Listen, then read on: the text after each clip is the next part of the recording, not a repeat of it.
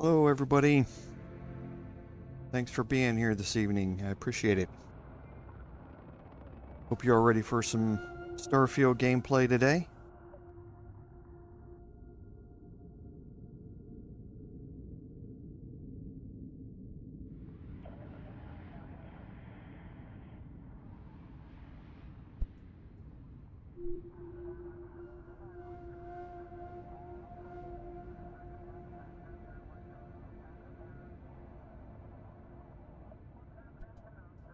Hey, Joshua, thanks for being here. Welcome to the stream.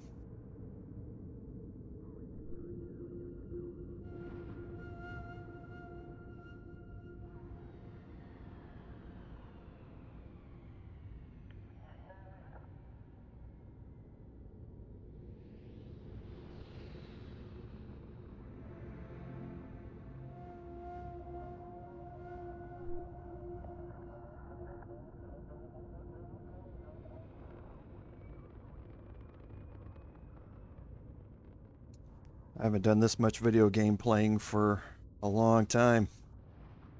With 3 different streams going during the week and then an off-stream playthrough going in each one of the games. I've got 5 different playthroughs all going at the same time.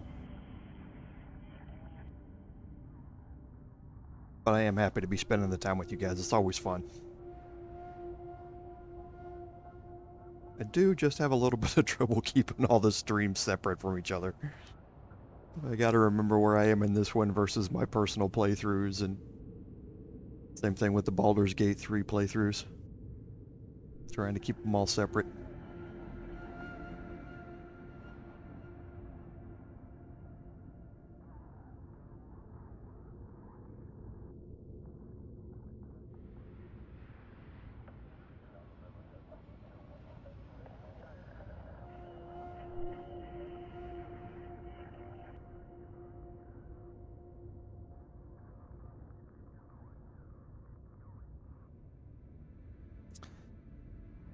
I mean, it's not overwhelming. I've had a lot more stressful demands on my time, especially when I was in the military. It's just one of those things where we just had a really hectic release time here, you know, in the past 5 weeks.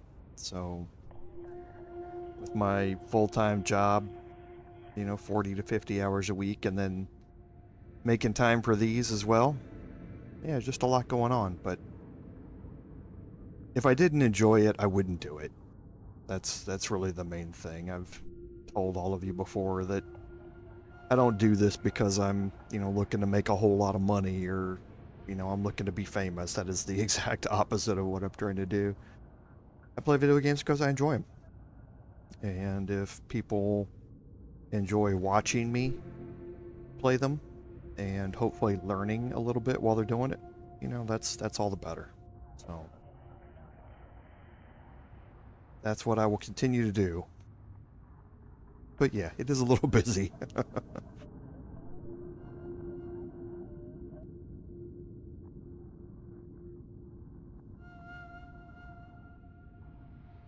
So is everybody playing Starfield on their own, in their own playthroughs?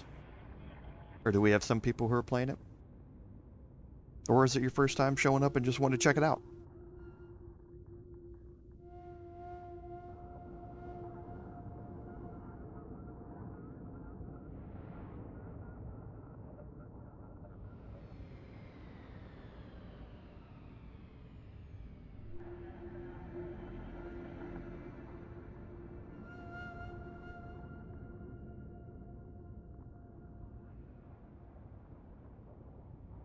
Just started, Joshua? Yeah, that's kind of where this one is. We had our, you know, our first section of the playthrough, kind of getting used to what the mechanics were and how things worked. Today, I think, is going to be a bit more fast-paced than it was last time. Last time was, like I said, was getting used to a lot of the mechanics and how things worked and that sort of stuff. I'm sure we're going to have a few tutorials here and there as we go through, since we are still just barely starting out in the main quest line. But should be a little bit more fast-paced as we get into the first real main quest mission here that we're about to get into and start, so.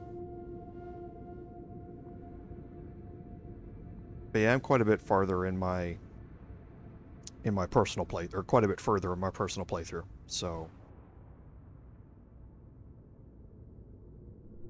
But my personal playthrough has been mainly side questing and that sort of stuff. I've been recording all of those videos to put up guides about all the side quests and where to get them and how to complete them and that sort of stuff, and there are just so many, and something that there's been a common complaint in the forums about randomly walking around and picking up quests from places that you just don't even realize you picked up because you overheard a conversation and stuff, so.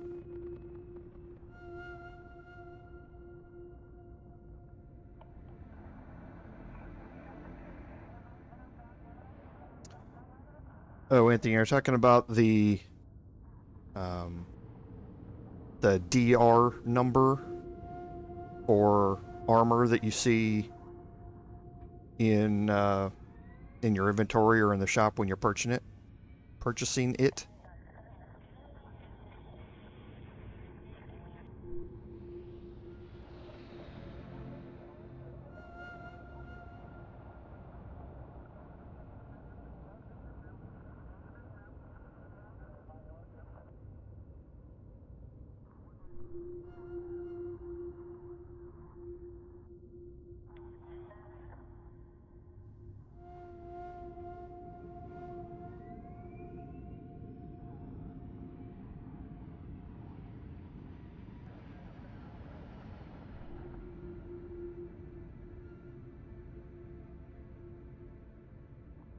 Okay, yeah, I think there's might be two different things that you're looking at. When you, in your inventory, when you mouse over an armor, you have 3 stats up at the top.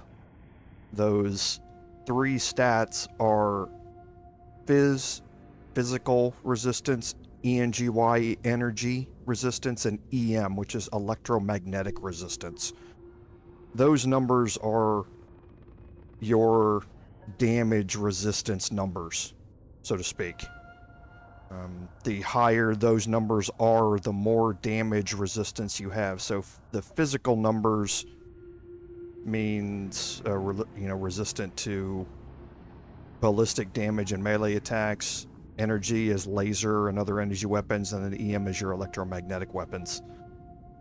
As far as the number as to what 20 relates to and how that number translates, that I can't tell you. I haven't gotten far enough into this to know if there's a maximum cap, so to speak. Like there was in Starfield, there was an armor cap that you could reach that got you a set amount of damage resistance. Haven't gotten far enough into it to know how that caps out. So, like I say, we've just, in this playthrough, we've just really started the very first main quest line. So, I don't know as if, I can't recall how, or if anybody on the forums has started doing the testing on it yet. So that I don't know. But my guess is, I mean, it cannot be like a 64 fizz number cannot be 64% damage reduction. There's no way that's going to work.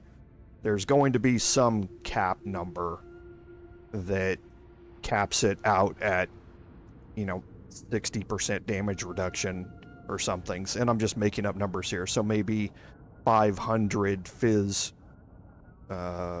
physical damage number equals 60% damage reduction or something. And it's a sliding scale from there down. It's just, I don't think we've gotten far enough into it to really know what that cap is. I mean, there have been a few people who have tested things a little bit here and there, but I haven't seen something that's fully explored. The thing that I've heard is that a total of 100 of any one of those equals a 10% damage reduction. But based on the numbers that I'm looking at in the armor, there's no way that you're going to get anywhere near 1,000, so there's obviously a cap somewhere. So,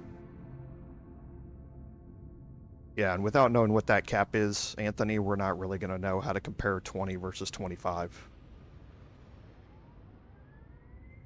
Yeah, right. We're just not going to know at this point.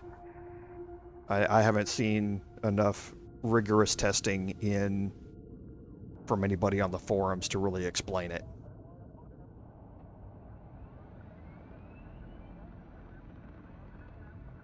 I mean, I will tell you how I'm treating it right now.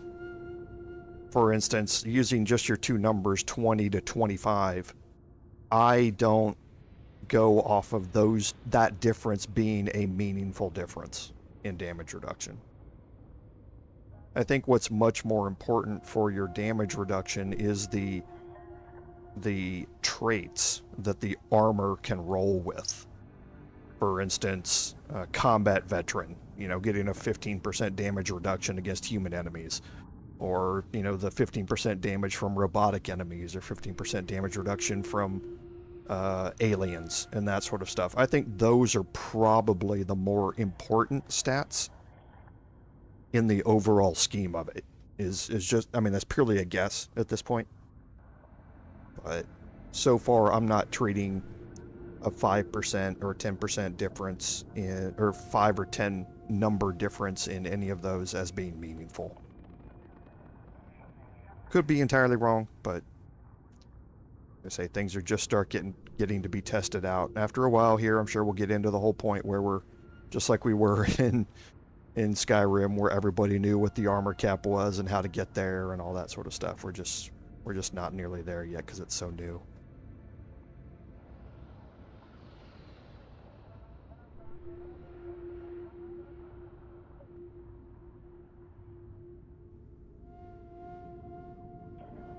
But yeah, today we're going to go through and work our way down the main quest line a little bit and get us to a free roam type of environment that we can head off and go check out some other areas of space that are still within our level and see how far we get through it. We have a pretty large combat encounter here to start out. Yeah, and that's it. You're going to get a lot of comparisons to Fallout here. I never played any of those games. None of the Fallout games I ever played. It just didn't seem to interest me as much as the Elder Scrolls games did. So I can't really comment, but yeah, I mean, right now, just off the top of my head, I'm going to say that there's got to be more comparisons between Starfield and that, at the very least, if nothing else, simply because we have gunplay in this that you had in Fallout, which we obviously didn't have in the Elder Scrolls or in Skyrim.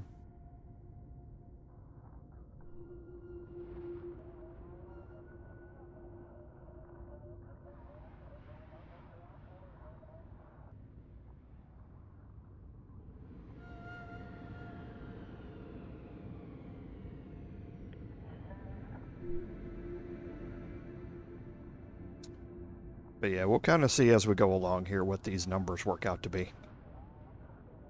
But yeah, we're going to be working our way through so that at some point here we can pick up some decent armor. Hopefully we're going to be getting enough money here to pick up some decent weapon, or a decent weapon. We'll have to look at what our monetary situation looks like and kind of go from there. But we'll see. So we'll go ahead and get started here.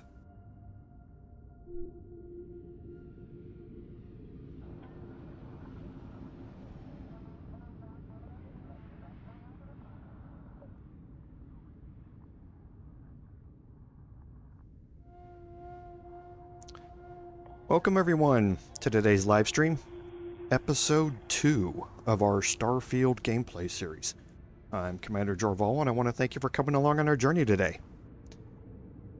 So, on some admin notes here, I did put up the revised schedule for the streams that we're going to have. So, and today is the start of that. Our Wednesday evening stream here for Starfield, I understand that the viewership is going to be a little lower simply because it's really going to be getting really late at night for a lot of overseas viewers. And the evening is more of an unpopular time to stream. So I certainly understand that, but with the NFL football season kind of taking out my entire Sunday, I don't really have a whole lot of choice. I can't stream for 9 hours on Saturday. It would take too much of a toll on my voice at the very least. So for now, we're going to move this here until the NFL season ends, and then we'll do some adjustments back to the weekend, hopefully, and go from there. So yeah, Pete, and I'm going to go check it just to make sure.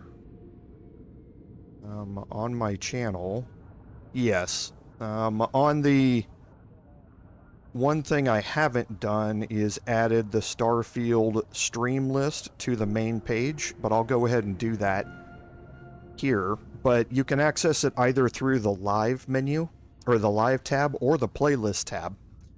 And it also does show up in the past live streams listing up at the top for episode 1.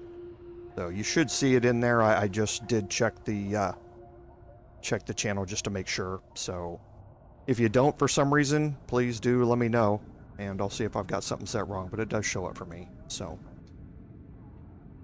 on the admin note, like I was saying, check the About tab on my channel for the updated stream schedule, as well as the post that I put up, which will list it as well. And keep up with the streams, and then after the streams end, the videos will go live immediately afterward, and we'll have chapter markers up on them, normally within 30 minutes to an hour after we're done. So you can navigate through all the stuff that might end up boring you if you want to get more fast-paced with it.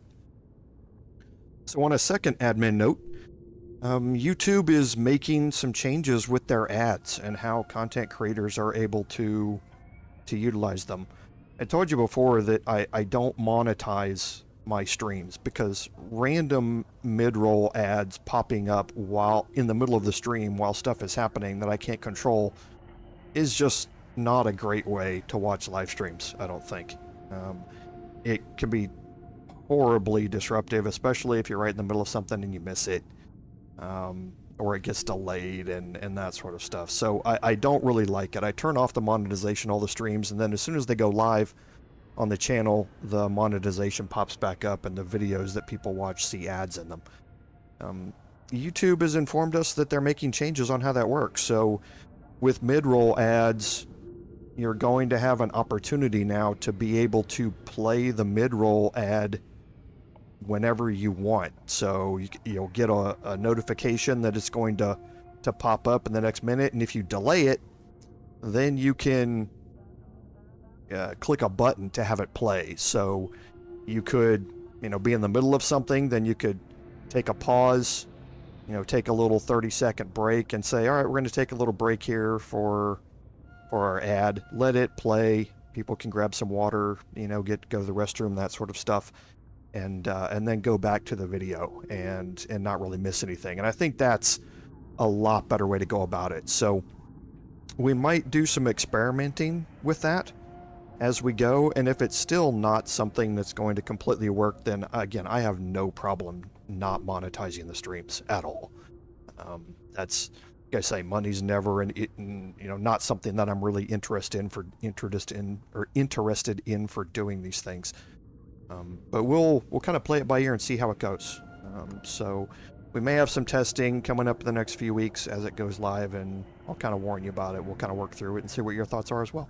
So I think that clears up our admin notes. So I want to recap. Hey, Marco, thanks for being on the stream, and Pete as well. I mentioned you were here, but I appreciate you guys being here. Thank you very much. So yeah, that's probably true, Marco. So for a recap, we created our character last time, and we went through the main tutorial section and picked up our artifact, and we made our way down to where the main quest line is really going to start.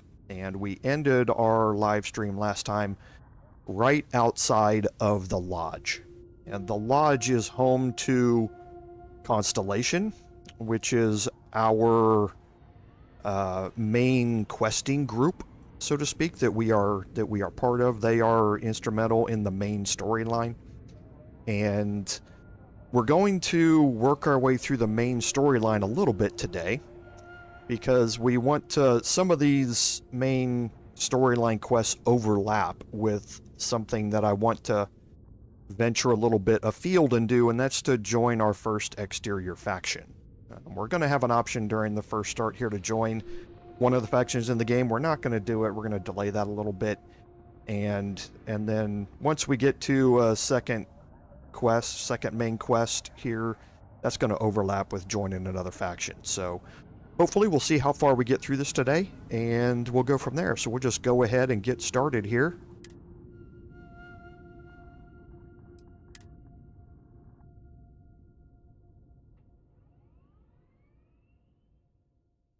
Hey Antonio, welcome to the stream.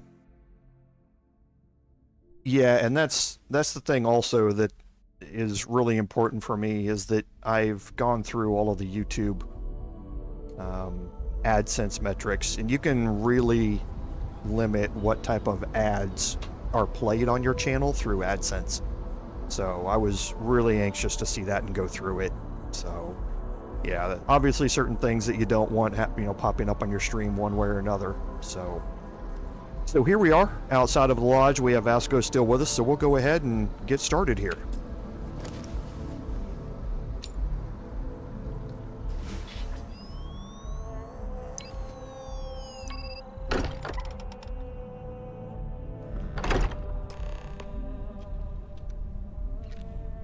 Captain, everyone will be in the library, just inside. If Barrett were here, he'd probably tell you that you're part of something bigger now, and he hopes you'll make this place your home. Okay, so we'll do some exploration of this place a little later, so we'll just head in here. We appear to have a visitor. Welcome to Constellation. We have a lot to talk about. Would you care to tell us what happened to our friend? Why you're here and he isn't?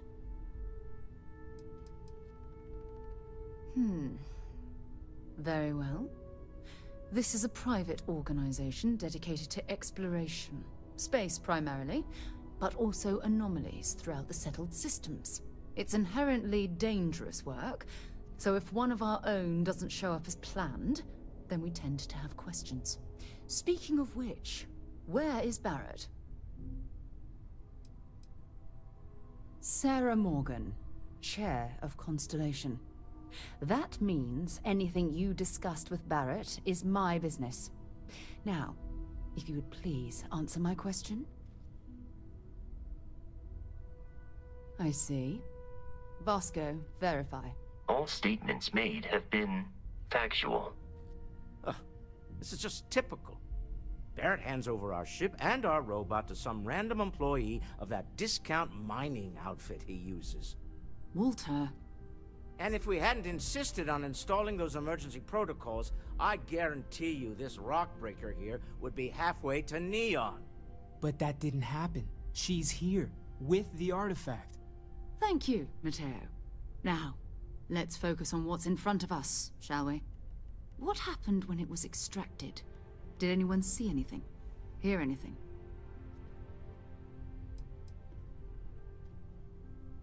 We think it's anyone else who pulls one out of the rock for the first time. Why? We're not sure yet. So if you wouldn't mind adding another data point. Interesting. Similar to Barrett's description of the experience, with less embellishment. Are you hearing this? Do you all believe me now? Whether it happened or not wasn't in doubt. But honestly, Country, if you expect us to believe in If this is the greatest mystery in the universe, why couldn't it be part of the ultimate mystery? But gentlemen, can we please focus? Noel, I think it's time we tested your theory. Right. Let's see. We know the artifacts react to each other. The pieces we already have move when they're in close contact. Now, if we add this new one to the two we already have... The artifact. If you could place it on the table here. That's it. Just like the others. And to imagine, we thought there were only 2 of them at first. Oh my god, that's it. They're reacting. Look at how it's coming together. That energy that's arcing between them, no manufactured material in the settled systems can do that. None of them. This proves Easy, that- girl. Breathe. You'll have a heart attack. She's not the only one. If they're coming together, that means there's a set. Built by an intelligence outside the settled systems. Still 2,000 credits for our little wager, Godric? You're on, Walter. Well, if we had all the answers, it wouldn't be exciting, now would it? Not to take away from the moment, but what are we going to do about our new friend here? So, are you ready to get to work? See if exploration is the life you want to lead in this little universe of ours?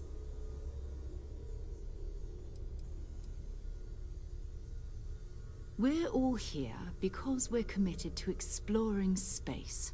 Humanity may have settled the stars, but that doesn't mean we should stop diving into the unknown. Beyond that, you'll be expected to use your own judgment, just like the rest of us.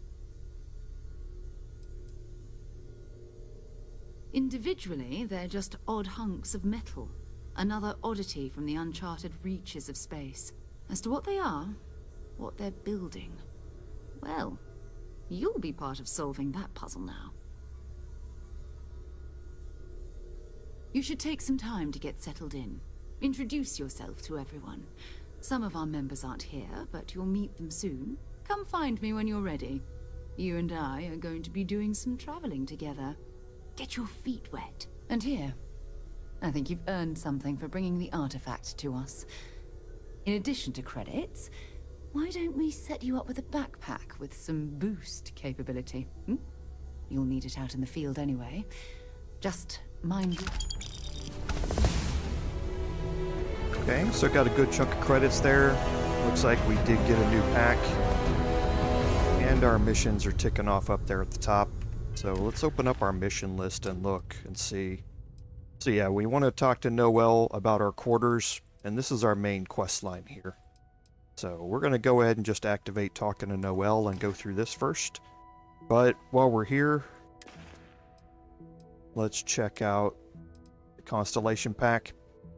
So you can see that we're a little bit less on our energy resistance, but we're higher on everything else with the Constellation Pack. We're going to sacrifice airborne and radiation for thermal and corrosive. So we'll probably be changing between these two, but I think for now, with physical damage being what it is, we'll probably change this over to the Constellation Pack anyway. Okay, and let's talk to Noel here. We've always considered ourselves explorers, but this really is uncharted territory, isn't it? That was intense, wasn't it? The artifacts, I mean. Sorry, this must all be a little overwhelming for you right now. I guess a lot overwhelming, now that I think about it. I'm Noel. It's really nice to meet you. And thank you for bringing the artifact to us.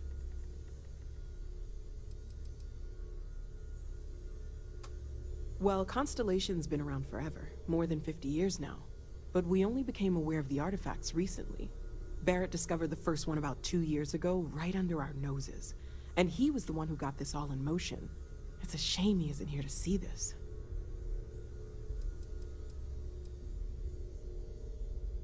Oh, right, that.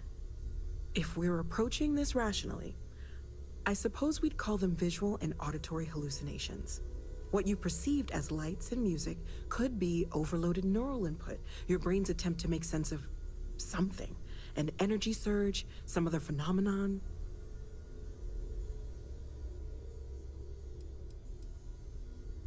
He did. At the time, well, it's Barrett. We weren't sure if he was kidding around. Clearly, he wasn't. Unfortunately, that's what a lot of people report in these situations. I'm not saying you didn't really see anything, just that it's really hard to determine after the fact. That's okay. Now that this has happened to both you and Barrett, we can know to maybe expect it in the future. Be a little more prepared. We're all in this together now, right?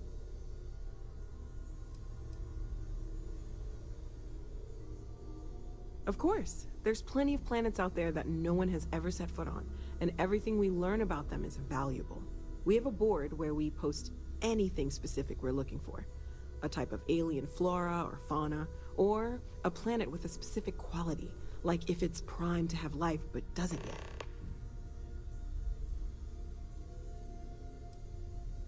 Oh gosh, no, I mean that's flattering, but really, we're making this up as we go. Until you arrived, we only had the two, and the vaguest sense that there was something more at work. There's still so much we don't know, and that means a lot of work ahead of us. Planning on sticking around then? Good. I think we can find a spot for you. And along the way, I can give you the very abbreviated tour. Right. So you've seen the library, obviously. Walter's quite proud of the collection, but Mateo has made more than a few contributions. Gardens are out the doors there, if you need a moment of quiet contemplation. Emphasis on the quiet part, at least usually. Let's head upstairs. Sebastian Banks, Constellation's founder, had this place built decades ago. It was a big to-do at the time, but most people in the city have forgotten we're here. I am at your service, Captain.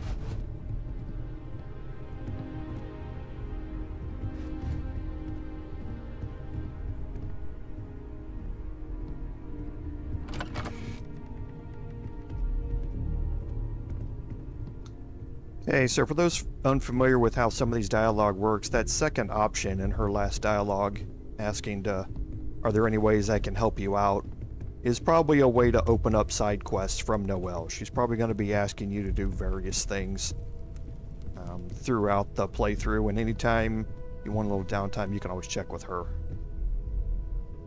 So this is the bar. Usually no tender, so help yourself, within reason, of course. Now let's see about that room. You're in luck. We were almost at max occupancy already, but there's still one room up for grabs. It's been nice having the place so full. We did pick up another side quest there, which we'll talk about here in a little bit. It's more of a tutorial. This first set of missions here is all about the tutorial, helping you understand how things work. So as soon as we finish talking to Noelle here and get our room, then we'll kind of do a quick exploration of this place, talk to a few people, and then we'll head out. Okay, this'll be you. Common room on one side, so that'll be quiet, and Mateo on the other side, so maybe a little less quiet. I'm sure Sarah has something planned for each of us, so I'd better get back to it. Don't want to keep her waiting too long. Enjoy! Okay, so here's our room that we were given. Looks pretty nice. So the reason that you definitely want to get access to a room is because of storage. One thing that you're going to learn very, very quickly in this game is that storage is a premium. Whether it's your carry weight or whether it's your ship storage, you can pick up a lot of things in this game. And thankfully, you have several options on how to be able to store all of that stuff. However, you're quickly going to find that that storage runs out very, very fast. And you don't want to be carrying around a bunch of things all of the time. You want your carry weight, like in the other games, to be fairly low so that you can pick up more things as you go without having a penalty to your oxygen level and oxygen usage and that sort of stuff. So this storage here in this room appears to be unlimited storage. You can store as much as you want in it. The downside to the storage is that it's not accessible from anywhere else. So if you're landing on another planet and you're going over to the trade kiosk and you're trying to sell items, you can sell from your personal inventory and from your ship inventory, but you can't sell from this inventory. So if I go and store the pirate raiding pack in here, I certainly can, but at some point I'm going to have to come back here, pick this item up, and take it to go sell it somewhere, because I'm not going to be able to sell directly from here. So for now, I'm not going to utilize it, but you will see me utilizing this storage quite a bit as we go through the playthrough here. So we have various rooms that belong to all of the main characters around here and that sort of stuff. What we want to do first, we do have the kitchen here. There is a cooking station where you can unlock recipes and that sort of stuff if you've never seen it before. So you can craft any of these items, and you can see in the upper right hand corner what your crafting ingredients are that you have available to you. And then obviously gives you the information about it over here on the side. So, but for now, it's not something we're going to be really focused intently on. Walter, I hope I'm not over. So what we're going to do is we're going to go down here quickly and we're going to explore the basement area here.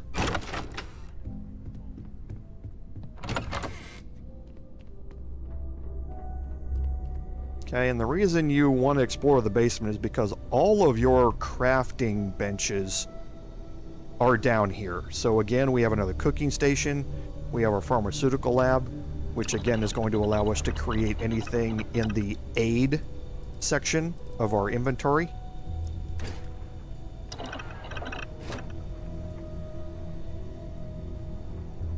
Then we have our weapon workbench, which allows us to add mods by selecting, for instance, the modified Maelstrom.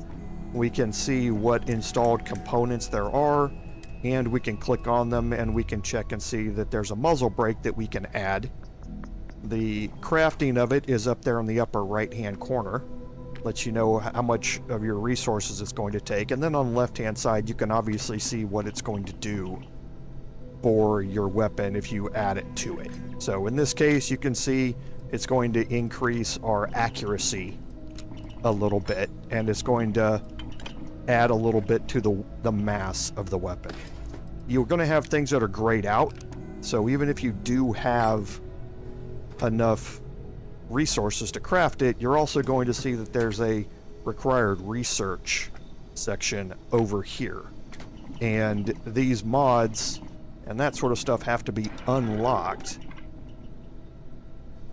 And you unlock them using the research lab. So the research lab lists pharmacology, which is, again, all of your aid stuff. Food, so you can craft up different types of food, and you can see the research tree over here that goes along with it. So we have different types of research trees that include these different things. Outpost development, which is going to be very important for you, and it can be very important early on in the game.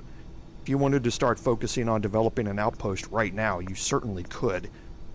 It's something we're going to be focusing on a little bit later. We're just a little bit too early for me to start to worry about it. But then your suit mods here and your weapon mods are all here. So for instance, your muzzle mods here is blocked in here. It's gated behind weapon engineering rank 1. So you're not going to be able to craft any muzzle mods like your suppressor and that sort of stuff until you unlock weapon engineering rank 1. And you can see magazine mods are 2, and then receiver mods are rank 3. So, and these are the skills that are in your skill tree. So when you look at your skill tree here, your weapon modifications stuff, it's actually here in science. So you start off with, or is it in tech?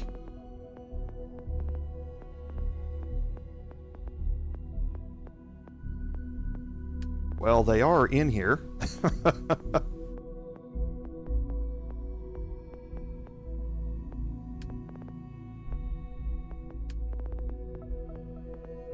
So, but these are unlocked with your skills. I thought they're here in science.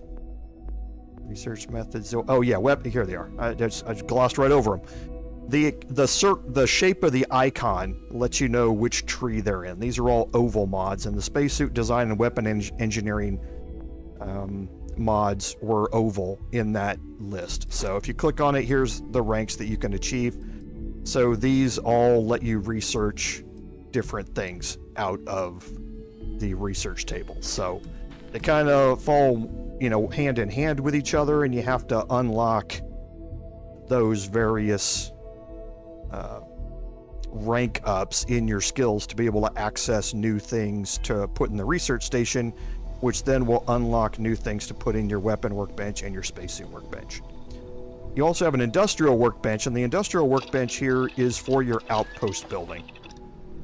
This is for so that you can craft things like coolant using other materials that you find. Now you can find isotopic coolant out in the world and pick it up, but this is kind of like your base building or your house building inside of Skyrim and things like that, where when you were trying to craft nails and locks and that sort of stuff, you would use other resources that you found to be able to craft them, and then those things would be used to craft other things that you're going to need in your base building stuff. So this is all of the base building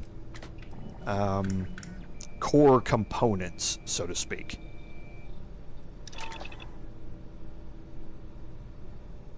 And you do have some sitting around here, adaptive frame, zero wire, that sort of stuff that you can pick up. And this is all free to be looted down here. So as you're walking around, there's other areas of the basement down here. So we have another person's room down here, but there are storage boxes down here that you're free to take from. So if there are some basic resources sitting around, I don't need the drink pack. Whoops. So you can go exploring down here inside this basement area and kind of get familiar with it. You are also going to find a fast travel point to the well. The well is another area here at Jemison, and we'll be exploring the well as part of a bunch of side quests and stuff like that that are available here on Jemison. So for now, there's also this armor set here, which is behind a master lock. And just to refresh your memory here, under security, master locks are at rank 3. So until you rank your security up to rank 3, you're not even going to be able to attempt these locks. So right now, I'm at rank 1, and I need to pick 5 locks to be able to do it. We just haven't had a whole lot of access to locks yet, but there is an armor set here that's just waiting to be taken at some point. So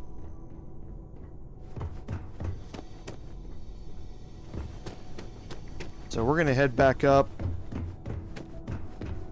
and do some quick conversations with some of the other people here to learn a little bit more about them. And we're gonna start with Walter Stroud here. Business has appealed to me, but this is exciting. Well, I suppose calling you a rock breaker may have been a bit out of line. Oh, I just don't know how he does it. Still doesn't excuse it. My frustrations lie more with Barrett. Not the first time his shenanigans have jeopardized one of our ventures. Not fair of me to take it out on you, especially since it would seem he made the right call this time. So, let's start over, shall we? Walter Stroud, CEO of Stroud Eklund, member of Constellation, and oft-times grumpy old man. Welcome aboard. By the way, in addition to a place to stay, the Lodge has a wealth of modification and research equipment. Spacesuit customization, pharmaceutical manufacturing, testing alien substances, the whole thing. You can even fashion industrial pieces for large-scale projects, if you don't mind extracting a few raw resources from a nearby planet, that is. I'm a fan of self-reliance, So I encourage you to make use of the tools we have to build what you need.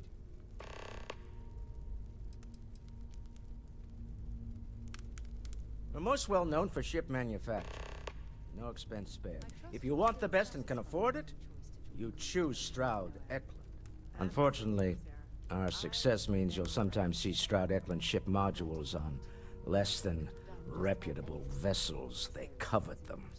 The bastards. I've tried to convince the United Colonies we can help in that regard, but they're married to Deimos Staryards, and those old salts are stuck in the glory days.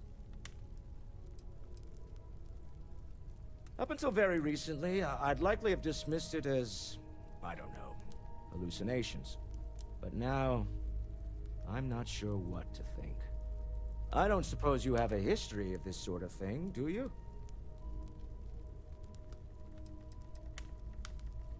This, or anything else. You'll have to forgive me. I don't know you as well as the others here. If you weren't so new to the group, I might already know the answer. Yes, I imagined as much. Barrett expressed something similar, in his own unique way. I'm no scientist. I leave that to the likes of Barrett and young Noel there. But I think we can all agree there's something unusual going on here. Frankly, this is the most exciting thing that's happened in years. Me? Why, I'm the wallet. Someone has to fund all this, and all my success in business doesn't mean much if I can't put it to good use. I don't pretend to have the daring of Ms. Morgan, or the smarts of young Mateo, but I can make sure that they have the resources they need. And, as you've now seen, those resources aren't being wasted. We're onto something big here. Funny thing about companies, you build one sturdy enough, it doesn't need you there all the time to prop it up. Stroud Eklund functions quite well on a day-to-day basis, leaving me time to devote to more esoteric pursuits. For years, I was captivated by the writings of Constellation's founder, Sebastian Banks. I finally decided to do something more than admire from a distance, and so now I call the Lodge home, as much as anywhere else. Okay, so we've learned where all the money comes from. So let's find Mateo here. So, Mateo, swiped any new religious texts? Very funny, Walter. You know Constellation's been keeping me busy. Right, sure. You're telling me you haven't been on the lookout at all? If you must know, there's room. Are you doing okay? I'm not sure anyone really asked yet. Don't want you to think we're focused on the artifacts and nothing else. You matter too. You've done something really significant bringing that artifact here. I'm Mateo, theological scholar by trade, but now, well, an explorer like you. It's really good to have you with us. Well, there was some overlap in interests. I'd spent years searching for religious relics from human history. I had made a really incredible discovery, only to lose it to a greedy corporation. So I tried to steal it back. In the process, I met Walter. Turned out he owned the corporation. After a long talk, we realized we had a lot in common, and I was invited to join Constellation. I'm not gonna lie, I really wish I could have seen this for myself. It's hard to judge otherwise. Both you and Barrett saw something. I don't think that's a coincidence. Did it feel like it was trying to tell you something? I don't want to necessarily use the words divine revelation, but, you know, if the label fits. Not necessarily, no, but it does kind of have the hallmarks of one, doesn't it? I'm certainly not going to rule it out just yet. That sure lines up with everything else about these artifacts. It's all connected. We're gonna get to the bottom of this. We just need more data, which means more artifacts. Second one was on Kazal, buried the same as the one you found. But the first one, right under our noses for years, sitting in storage, masquerading as an oversized paperweight. Can you imagine potentially the greatest discovery in human history collecting dust? Okay, Take so care of yourself. Mateo is going to be our information source about getting hints about where other things might be. We've already talked to Noel, so we're going to go ahead and, well, first of all, let me take a look at my credits here. 23,804. We'll talk to Sarah here, and then we'll head out and go see if we can pick something up. I don't think this is enough for what I'm looking for, but we'll see. Hey. So, are you ready to get to work? Or was there something else? Not much, but you've seen them for yourself. It doesn't take a lot to realize we're dealing with something extraordinary. Just what that is, we'll have to figure out. It's what we do. I don't know what you've heard, but I can imagine. First of all, I think you can dismiss any stories about us no longer existing. I don't believe in smearing our name everywhere we can. Exploring the universe, charting the unknown, that's what counts. Besides, having a little mystery gives us room to maneuver. A fixed reputation could fence us in a lot of ways. We're explorers. Humanity has always hunted for knowledge in the unknown. We just take that a little more seriously than others. We were founded decades ago by a man named Sebastian Banks. He wanted a small group of people from all corners of the settled systems dedicated to the biggest question of all. What's out there? These artifacts could be everything we've been looking for. Another great secret the universe is asking us to unravel. We're going to be doing some old-fashioned detective work. The artifacts are relatively inert once they're out of bedrock. That means people can pass them around, not even knowing what they are. I've been letting my contacts know to be on the lookout for strange metal objects. Get back a lot of noise, usually, but a tip from the UC Vanguard sounds promising. We have to assume that we're not the only ones to have stumbled into this mystery. But most people aren't going into space looking for the unknown. They're looking for places to settle, resource to extract, territory to defend. An odd-looking rock or a single strange hunk of metal wouldn't mean much to them. That's why Constellation exists, in a way, to put pieces like this together. A volunteer force that helps defend the edges of United Colonies space.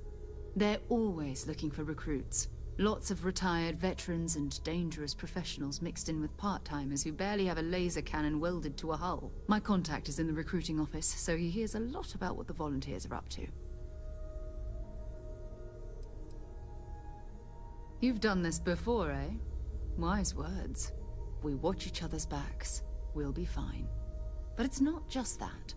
I want to take this opportunity to see how you handle yourself, and for you to learn more about us. I'm going to be sticking with you for this.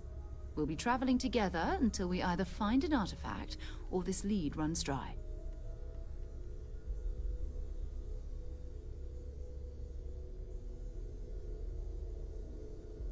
We'll need to head to Mast. Check in with the Vanguard recruiting office where my contact works. And listen, whatever you were before or whatever you do once you're out there, I don't care. So long as you don't bring UC security to our doorstep. Every member of Constellation is their own conscience. Understood?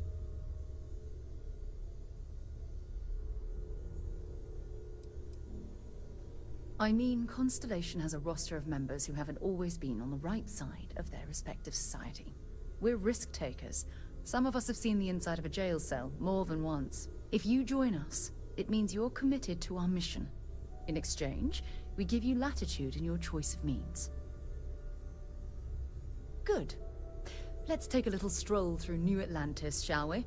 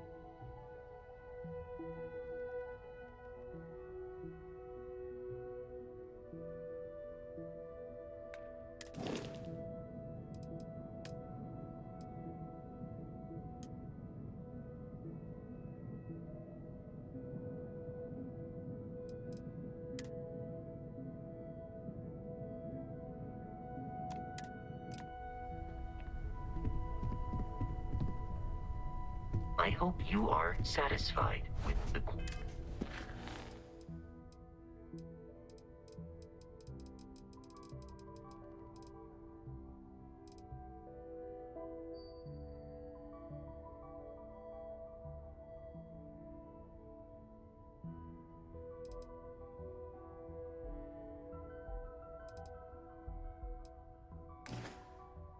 orders available to you.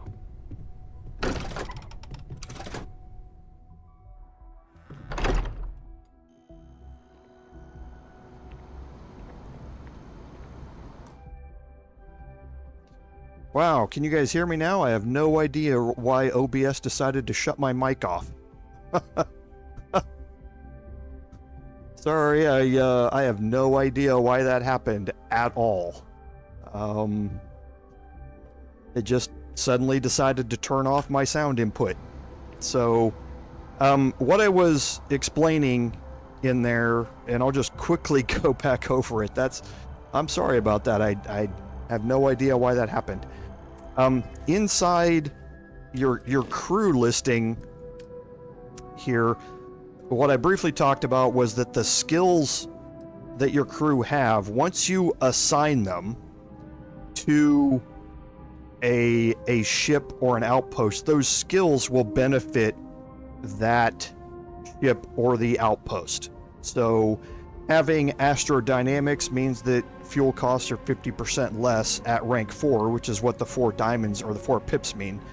lasers mean that she's doing more damage with her lasers and that sort of stuff.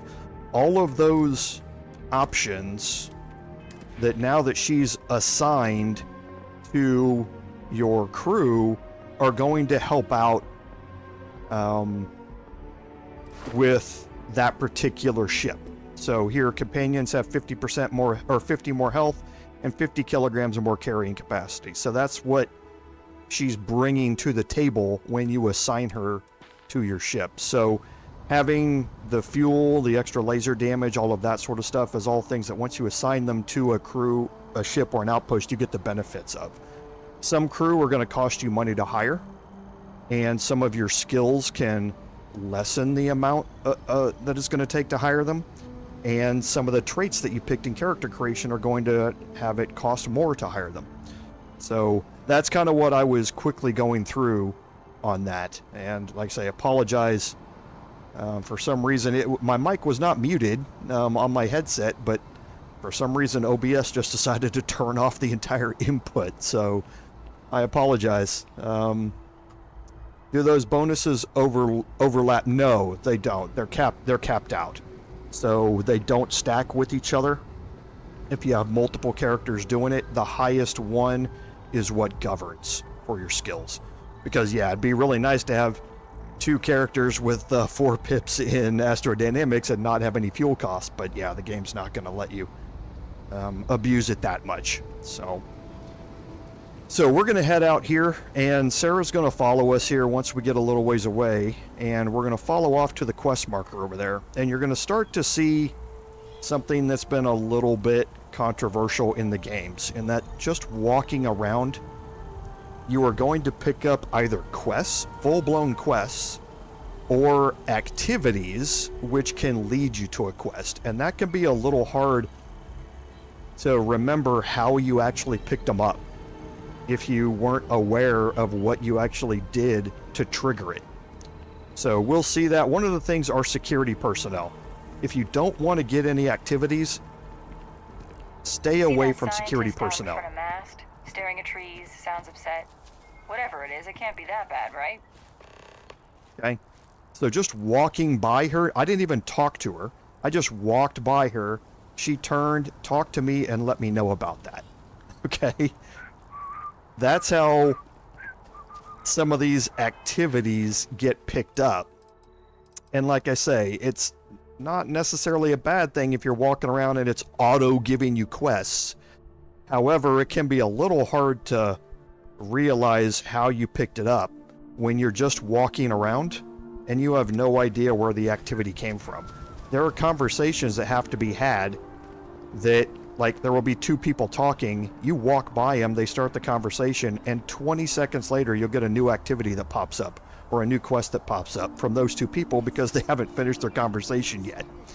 So it's been one of those things that's been a little bit controversial in how things work, and that people tend to want to have a little bit more control over their quests and how they pick them up. And walking around and seeing them can be, and just randomly picking them up can be a little bit distracting. So here you can see we're in the residential district. We have some residential towers. We have a few shops here and there. One thing, and there you see the CO2 buildup that happened. One thing that you want to check out early on is Centaurian Arsenal here.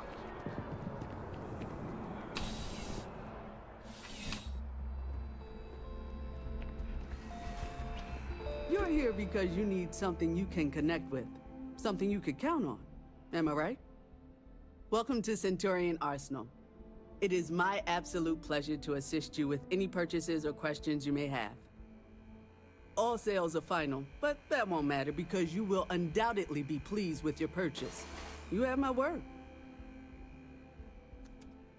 Only the finest collection of armaments in the settled systems. Okay, so in their weapons selection here, you have the Marksman AA-99. This is a rare rifle. However, it does have a couple of things that really go for it. First, it's semi-automatic. That gives you a big boost in physical damage using semi-automatic weapons versus automatic weapons. High velocity, the stabilizing barrel obviously helps with your recoil.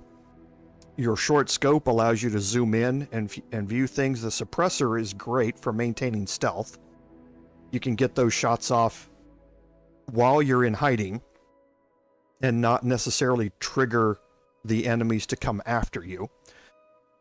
It's also a really hard-hitting, long-range weapon, and it also has the Hitman perk. 15% extra damage while aiming, and with this weapon, you're always going to be aiming down the sights with it. So it's a great early game weapon for you to get. It takes 11mm ammo, which right now you can see I have no rounds of, and it costs 27, almost 28,000 credits, so I'm short on that. But if you can do a couple of side quests and pick it up, it's a great early game high damage weapon to go through some of these initial quests with. One thing to look at is here, for instance, the Grendel here. This is your base Grendel. This is fully automatic. You can see it's got a physical damage of 3. Now, it obviously has a much higher fire rate to do that. The modified Grendel here is semi-automatic. And you can see that it's got a physical damage number of 11. And one thing that you're going to quickly realize when you go through these is that the numbers here for the modified Grendel, if you multiply a fire rate times the physical damage here, you get 660 total damage per second, so to speak. It's not really that way. This fire rate isn't really a per second number, but it's 660 damage here. If you look at the Grendel by itself, you've got 170 times 3, you get 510. So it's not a straight, it works out to be the same amount of damage type of thing, whether you're semi-automatic or whether you are fully automatic. Semi-automatic is a big increase in damage. Okay, so just keep that in mind. And the other thing that semi-automatic does is, you saw when we were firing the Maelstrom that we have, it's all over the place. It's all over the board. And having that full auto capability means you're going to be missing a lot more of your shots. So even if the fire rate and the numbers did work out to be the same, you're going to be missing a lot more here than you are with a semi-automatic. So the thing that I always want to look at is inside of my inventory here, I have a modified Maelstrom, which is semi-automatic here. It uses 6.5mm ammo, and I have quite a bit of it. So having the modified Maelstrom here is a good way to go about it. However, it does also have a short scope, which when you're up close and personal might be a bit of an issue. So going through them and having a modified Grendel here with a reflex sight that still does high damage and uses 7.77mm, and I have a lot of those rounds as well, this might be a good up close and personal type of weapon compared to the more longer range version with the Maelstrom, and then an even better longer range weapon with the Marksman AA-99 here. So I am going to go ahead and pick up a modified Grendel just to keep in my inventory, and we'll go from there. And see here, we have another modified Grendel. We have 2 more of them. So here we have semi-automatic long barrel reflex sight compensator. So actually I should have looked a little bit farther down, because this one's actually a little bit better than the one that I just picked up because of compensator or long barrel. But I think I'm just going to keep what I've got, and I'll save up some money for the Marksman AA-99. Again, it uses 11mm rounds, which aren't that common, and they're pretty expensive. Each one of them is 32 credits, and there's 181 of them. So if I wanted to buy all of them, it's 6,000 credits to buy 181 rounds here. So buying ammo can be pretty expensive. So finding it out in the field is a lot better. But you can see 7.77 millimeter caseless is fairly cheap compared to other things like the 6.5 millimeter, which is used for the Maelstrom, which is a little bit more expensive. So keep that in mind, that finding ammo is much preferable to buying it.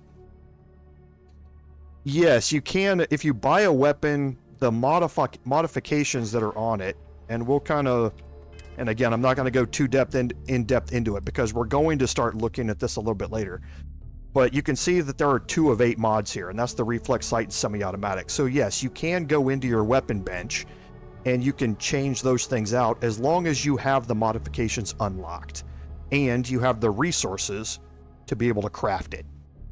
So this just gives you a head start basically on the mods, but you can't take a mod off of this and swap it to a different weapon or something like that. You're putting a mod on it and then you're paying to replace it all the time.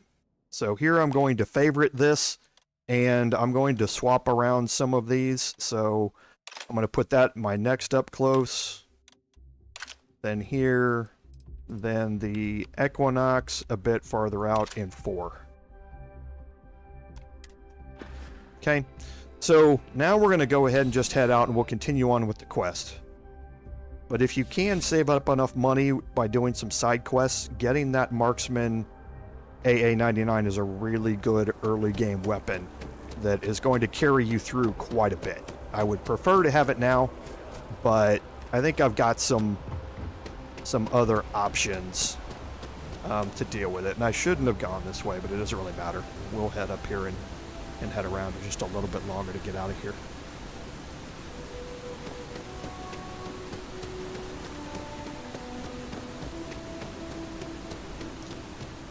So yeah, you can see as you go, your O2 runs out, and then your CO2 is going to build up. So once your O2 runs out, you'll get a little notification on the screen, and then the CO2 builds up. The CO2, once it builds up to 100%, is going to start causing you damage after that happens. So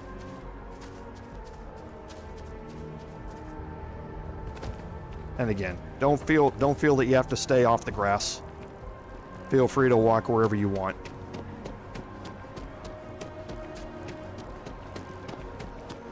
And we're going up to mast up here. You can see. And very similar to something like oh boy, Star Citizen. I don't know why it blanked out of my mind. You have to look at the signs. If you don't have a quest marker, you can look at the signs to find out where you're going. Sarah, good to see you. Who's your friend? Another space explorer. Hey, you ever think of joining up with the Vanguard? Help the United Colonies, earn some credits, even get your UC citizenship? So Vanguard is a faction that you can join, and it's something we will certainly be exploring. And because of the traits that I chose during character creation, you have certain different options in your dialogues. Oh, sorry, but no. UC citizenship is all earned based on service. They should have covered this in your civic lessons. Go figure. So we're not going to join up yet, but you certainly can. We'll come back and do that a little bit later. All right, all right. Can't blame me for trying, right? I mean, I still haven't given up on getting Sarah to re-enlist. It's a game we play. He asks, I say no. Here's what I got for you two. Vanguard volunteer by the name of Moara. Helps patrol the old neighborhood. Sol, Mars, Neptune, you know. The Sol system? Which admiral did he upset to get that posting? He's Martian, born and raised. Not like I can get anyone else to care. Word is he's got some fancy metal ornament he's been showing off to the old grounders. Matches that description Sarah gave me. You kidding? Lowest posting request rate in the whole fleet. Only thing there the UC cares about is Mars. And no one wants to go to Mars. They want to get off Mars. Oh, he goes way back. Think he was recruit number 81 or something. What? Nah. Sol System is as quiet as a coffin. It'll be fine. That means it's not going to be fine. I'm sure you two can handle it. Sol System has a lot of planets, but a vet like Moara will be checking in at Sidonia on the regular. You mean hitting the bars, don't you, John? Hey, nothing wrong with a little refresh between patrols.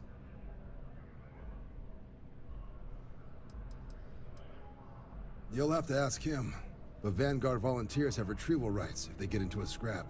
Wouldn't be surprised if he found it off of a pirate or something like that. Yeah, bring a coloring book. You get so used to seeing red, you'll forget what blues and greens look like. Anything for Sarah. UC always takes care of its own. Even the prodigal children.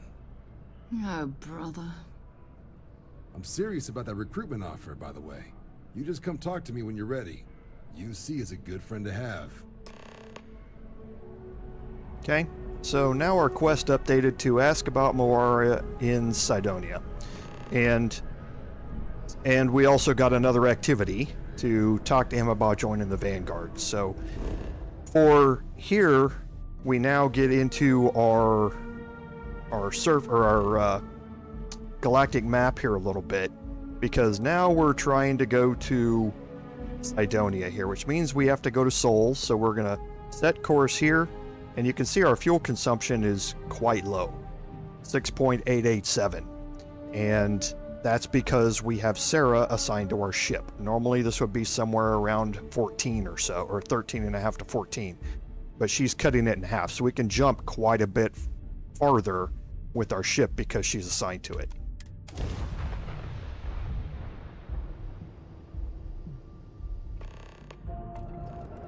This is UC Security. Prepare to be scanned for contraband. Okay, you're going to be scanned for contraband, and it will tell you if you have contraband on your ship there in the middle. Enjoy your stay at Sidonia. And there are ways to get around that scan using shielded cargo bays and that sort of stuff to modify your ship with. But again, not something that we're getting into this early on in where we're at. So again, we're going to hit our map and bring up the planet map, and we have to go to Sidonia. So we're just going to click here and go to land.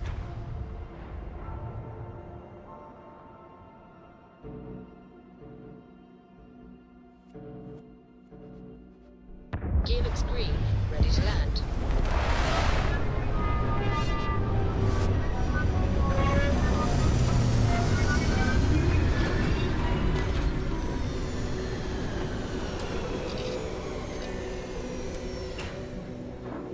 Okay, we can just exit our ship here and head in. Now, just like every landing pad that you get off of, there's going to be a Trade Authority kiosk somewhere near it. In this case, the Trade Authority kiosk is going to be off to our left over there. So if you do have items to sell, the Trade Authority kiosk is right there, that yellowish greenish. So what's this going to run? There are no other surprises? Building Sidonia completely underground was a clever way of keeping the city shielded from the harsh Martian landscape.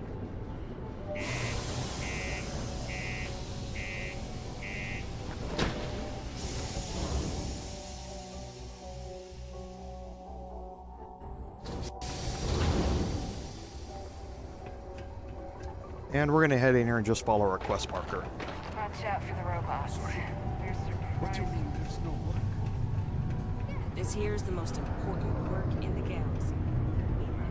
Okay, now before we go in here, we do have a couple of skill points that we want to do. So a couple of things that I want to look at is here we can't rank up security yet because we need to pick 5 locks. But a couple of things that we can do is we can start persuasion. So we can start this. This will give us a 10% increased chance of success when persuading someone. Now we have a couple of options with our last one. Most of the stuff in the physical side here for fitness, weightlifting, and wellness are really important for you to do, but I'm going to unlock boost packs here, because unless this is unlocked, you cannot utilize your boost pack. And what this allows is, and we'll see it when we're, see here, if you double tap your boost button, your boost pack will activate. Right? So if you just normal jump, you can normal jump. We're in light grav here on Mars, but if you double jump, your boost pack will activate and keep you airborne for a little bit longer. And if you double tap and hold, it's going to continue to stay up there, and you can see you can keep redoing it, and as long as you have boost power to serving drinks here for up to 40. Keep it simple or keep to yourself, and everyone will be happy. Okay, so any local rumors is very similar to what you've seen in previous Bethesda games. This will open up activities for you to follow up on and gain new quests from your bartenders and that sort of stuff. He ain't been around. Went off on patrol. Hasn't been back in since. We're starting to think it might be time to pour one out to the blackest sea.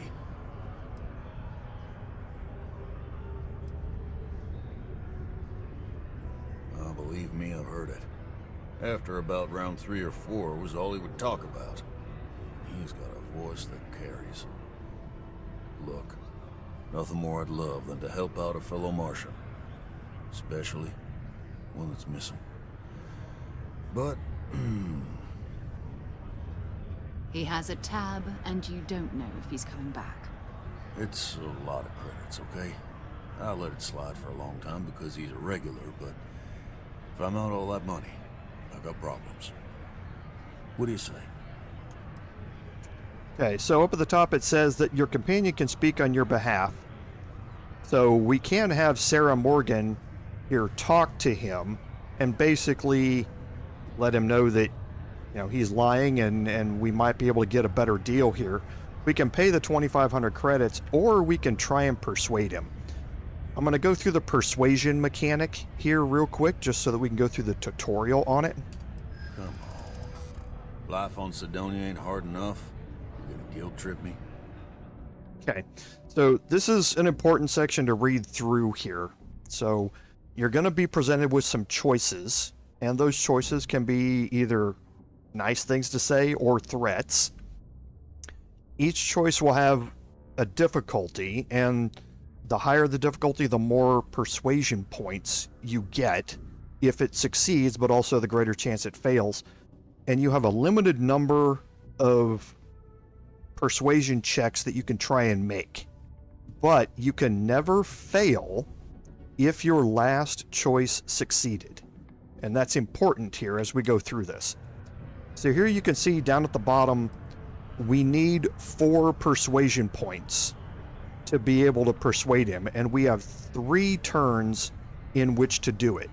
As you go through your persuasion checks, you're going to build up an auto persuade here. You will see this start to fill up, and once you have an auto persuade built up, you can skip all of this just by hitting the R key and use up one of your auto persuades to make sure it's going to work. The other thing is that there are kind of like dice rolls, very similar to BG3, going on completely in the background that you will never see. There is a chance for a critical success and a chance for a critical fail whenever you do these. So sometimes you can go through one of these and it will roll a critical success and it will give you all the persuasion points immediately at that time and you don't have to progress any farther. Sometimes you can be a bunch of the way through your persuasion checks and you get a critical fail and it will completely end it. So random, can't do anything about it, just something you can accept. But this is something that, one of the reasons that I chose the persuasion skill, so I get a 10% better chance of making this work. So I only need 4, so I could go straight for this one. However, that's only got a medium chance of success. So I'll try here, and again, it's all RNG based on how well. So I could pass this or fail it, and we'll see what happens. Yeah, I'll get your point. Okay, so I got 2 persuasion points out of that. I got 2 turns left, and you see my auto persuade started to build up here. I've passed that first one, So I'm not going to fail this one here. I only need 2 more points. I don't have time for this. Alright, I give up. Just trying to earn a living here. Last time he was here, Moara kept yelling about the Lady of Love. Singing songs. All that kind of thing. Venus? That's only one planet. Hardly an entire patrol route. I got what I got, okay? Fine. We'll make do. Okay, so now it's telling us that we need to go to Venus. And again, from here, as long as you are not overloaded, you can fast travel. So we don't need to run back out to our ship or anything like that. We can select Venus over here and set our course to Venus, and we can travel to it.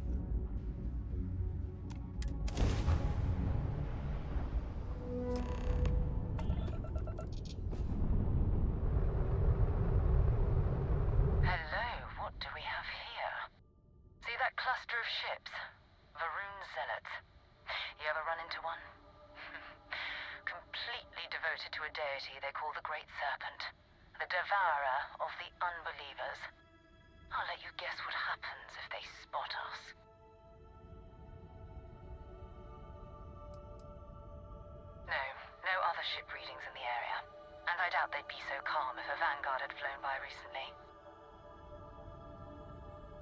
No, but I think I see something else that might. There's a UC satellite beacon hovering distressingly close to those Faroon ships.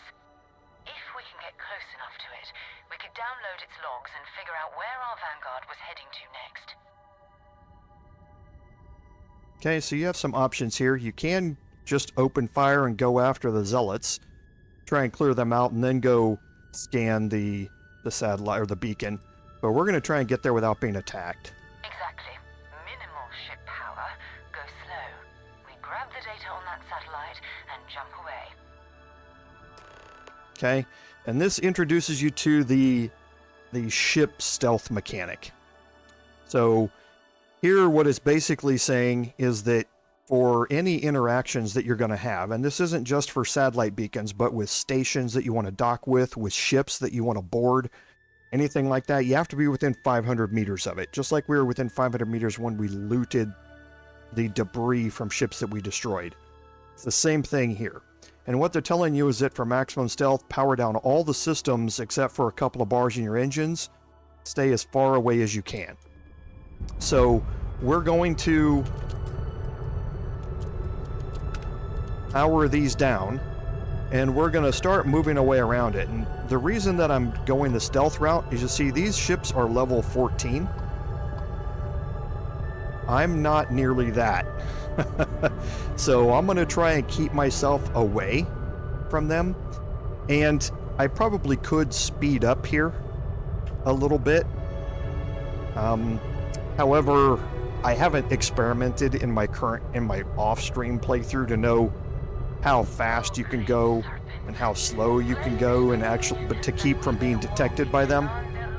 But I'm going to keep this to a minimum here, and it's probably going to take me a while to get there. It's not going to be the most exciting gameplay you're ever going to see while we do this. So for those of you here on the stream,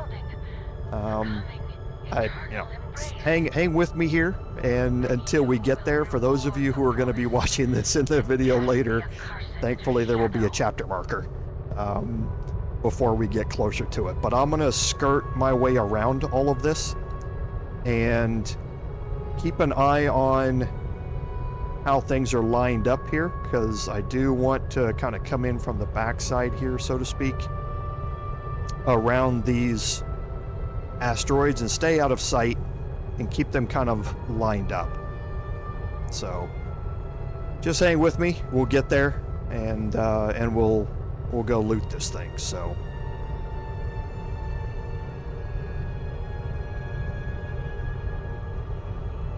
and as we turn more towards the satellite beacon, you can see that distance is going to start coming down quite a bit faster. But we also want to be careful, like I say, in that the ships they're over there. So we want to keep our distance and kind of put the satellite beacon in between us and them.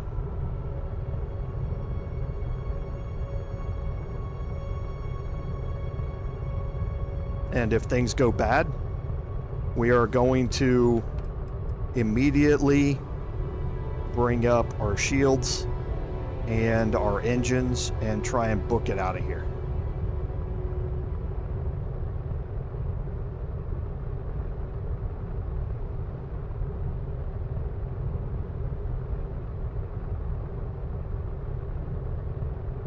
So we're going to head around to the side of that asteroid there. And then once we do, that will put us pretty much with the satellite beacon between us and the enemy ships, and then we'll slow down and approach it. Get within 500 meters, and then once we scanned it, we can get out of here.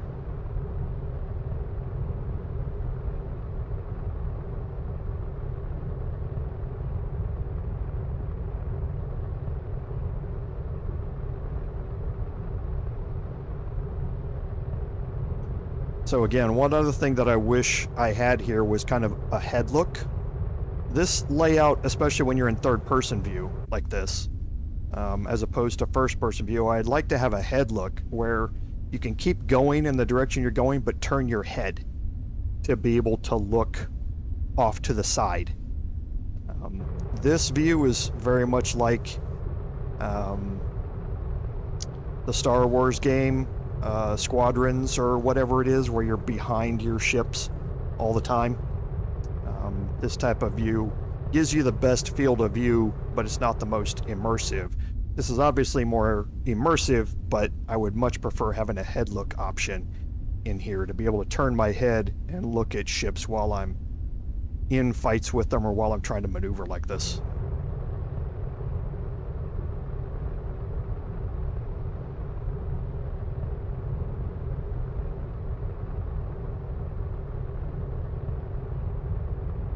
So I do think, and I've said this before in the first episode, I think Bethesda kind of missed an opportunity here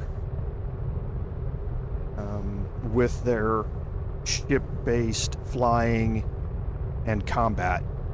And I think it could be improved upon quite a bit.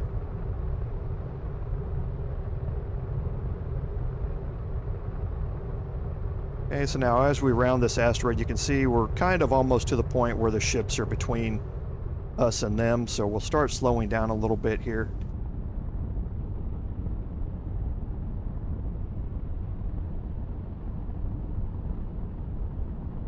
And approach this thing low and slow here, because we really do not want to get in a fight.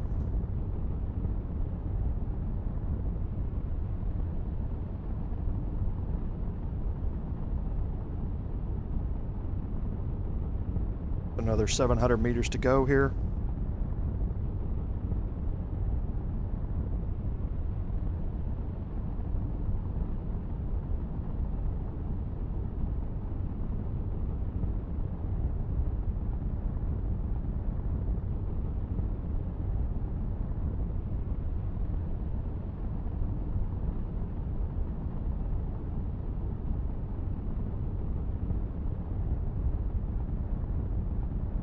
And there is a quest option to take out the ships if you want.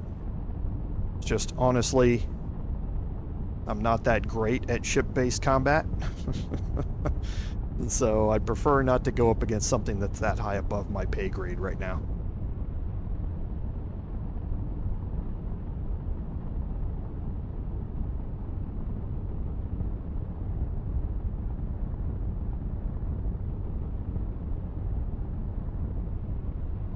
Okay, approaching up on it here, and once we get to 500 meters, then we'll slow down to a stop, and we will scan the beacon here.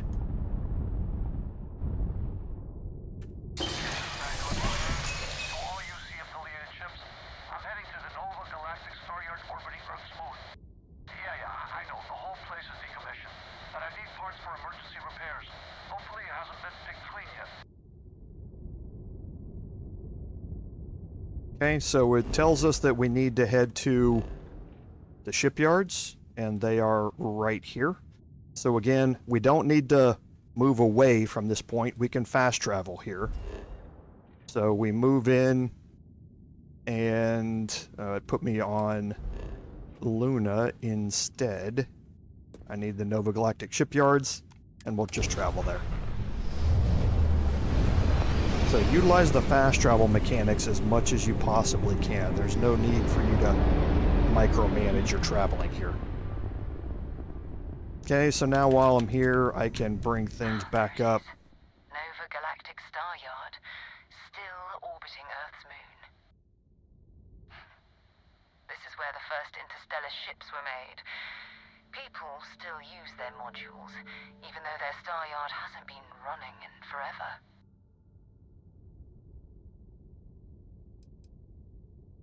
It's all ancient history now, but the Earth lost its atmosphere. It started sputtering out into space. Humanity had about 50 years to evacuate the planet. That's kind of how the United Colonies government started, managing the exodus. Earth is more or less a dust ball now. You can occasionally find a few remnants of the world we left behind on the surface, but not much. Keep your weapons ready. Never know who else might be scavenging there. Okay, and this talks about the docking mechanic, which we're going to go through here in a second. During that conversation, you're not able to do anything with your ship. So we're going to highlight it, move toward it, and again, that 500-meter magical mark. You can hail it right now, but there's just static. And you don't have to worry about slowing down. Once you get within 500 meters, just be ready to hit your docking key, your R key, and you'll transition into the docking cutscene.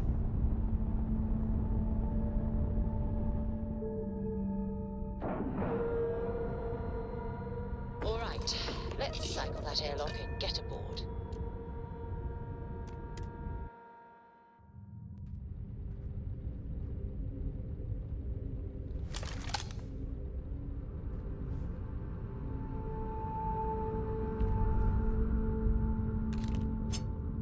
And again, my advice here, as per usual, is there's a couple of schools of thought on this. What I do when I'm going through most of my combat encounters here is things like weapons and spacesuits and that sort of stuff can sell for a lot of credits.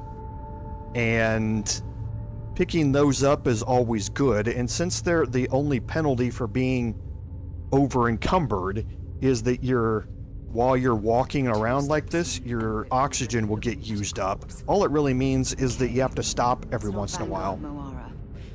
Looks like spacers were scavenging around here and someone else came in and said hello. Oh, this won't be your last encounter with a spacer crew. They pillage abandoned facilities and shoot anyone who gets in their way. They're even less organized than the Crimson Fleet. Just countless desperate groups scavenging and killing to survive. So looting all of the armor and weapons is a good thing in here. Now there is one thing just to let you know about, and we're going to be exploring it some as well, and that's the commerce skill. The commerce skill, once we get out of this quest, we're going to use our next skill point to level up something else, hopefully. But the next set of skill points that are important are in commerce. You can get a 25% bonus on sale prices and a 20% bonus on buy prices. And then you can get gear and things like that that will help bring that down even more based on certain perks. But to do this, if you pick the first one, how you rank these up is by selling unique items. That doesn't mean unique as in there's only one of them in the game or something. What it means is that for every different type of item that you pick up, for instance, this thermos and this notebook and these pair of scissors, that's 3 unique items. So initially, once you've unlocked the persuasion or the commerce skill, you want to spend a little bit of time picking up all of these random little items everywhere, like cups and shot glasses and stuff. Even though they're worth almost nothing to sell, they're unique items, so you can very quickly level up the commerce skill. It's just right now, I'm not going to pick any of them up. I don't have a need for any of them, but I am going to be looking through here. One of the easiest way to look through things is with your scanner. However, you can't interact with doors and things like that when your scanner's up. So once you've unlocked everything, then you can go around with your scanner and kind of see what's in here. And you can see all the values and all that sort of stuff. And there's a digipick, which I want.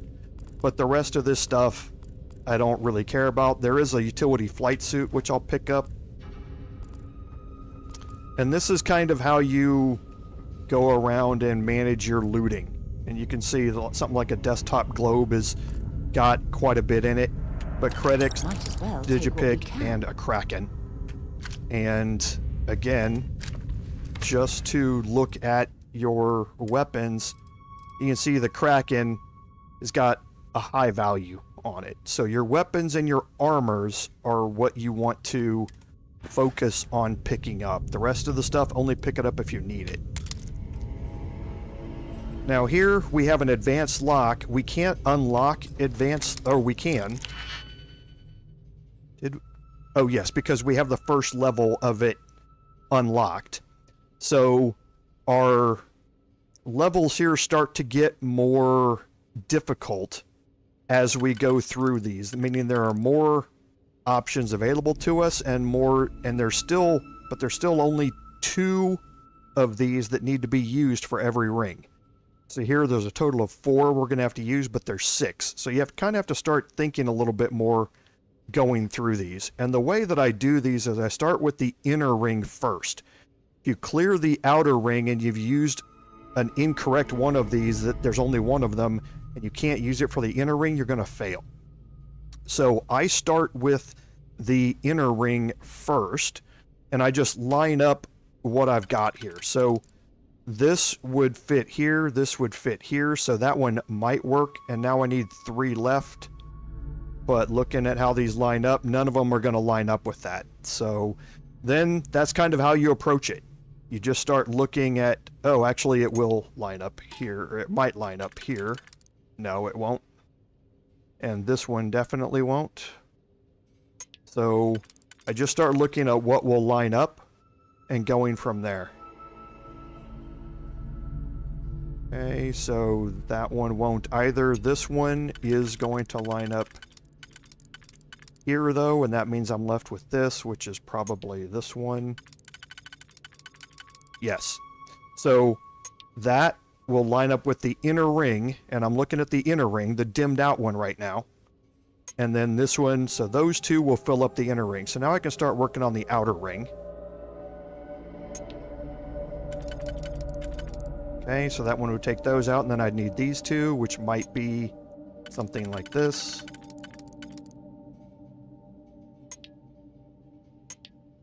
Okay, so that's the wrong one, so I might need this one instead. Yes. So now this one and this one would knock out all of these.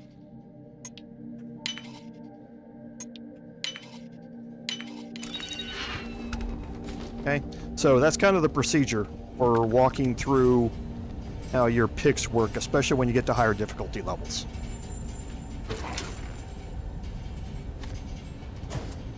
Okay, and again we have more lockers, so I'm going to open all of them up and then activate my scanner. Now, the cases like this you can open up from inside your scanner. Okay, nothing else in here. There is some ammo up here. There's another digipick, and for some reason you can't pick up digipicks from inside, or I mean cred sticks inside your scanner. I have no idea why that is, but yeah, see, I can highlight it. I just can't pick them up. It's really strange. Not entirely sure why that is. So for cred sticks, you have to drop your scanner to go pick them up. Okay, and we do have some med packs, and then we do have, again, some weapons here and some ammo, and there's another case with some frag grenades. So again, while we're here, we can look and see if we've picked up any weapons. So the Furious Grendel is fully automatic, and each consecutive hit deals more damage. So it's nice for that panic button, so to speak, really up close and personal where you're not going to miss any of your shots type of things. It's not something I'm going to really be focused on. The Urban Eagle, however, is a huge damage increase over our modified Eon here. So the fire rate is higher, or is lower than your modified Eon by half, but the damage is so much higher. I don't have a lot of rounds for it. I've got 488 rounds of my Eon, and I've only got 30 rounds here for the Urban Eagle. But this is your good first hit, first attack type of weapon if you're in stealth. Get a headshot with this, and you can really knock out a lot of enemies that way. So now that I'm finished up in here, I'm going to go into hiding, and I'm going to open up this door here.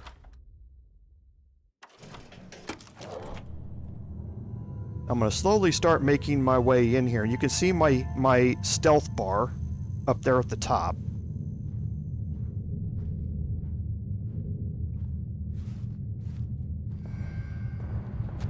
Okay, you see there's a fight going on in here.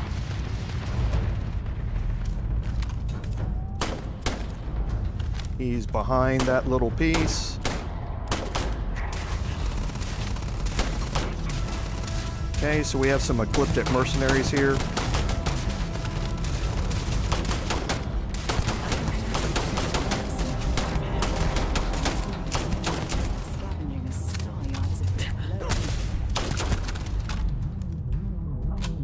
Come on, reload.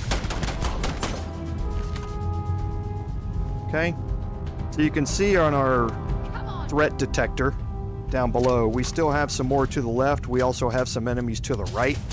So they're both hostile towards me.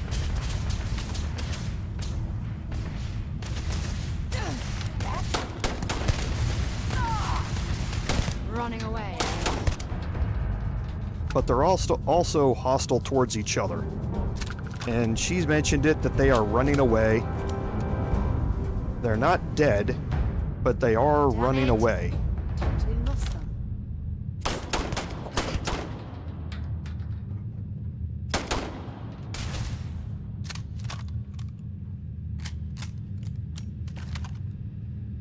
Okay, so we are going to kind of watch out for them here.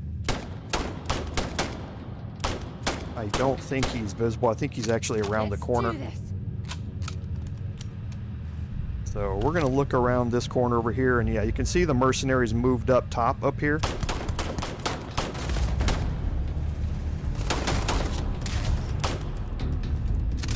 And again, I'm utilizing cover here by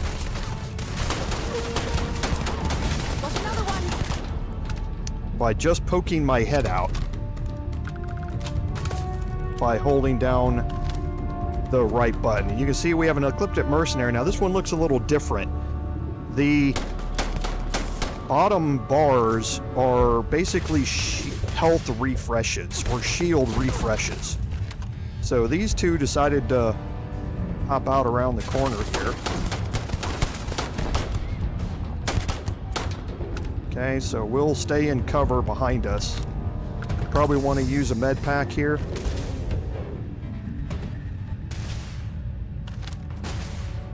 I'm going to end you.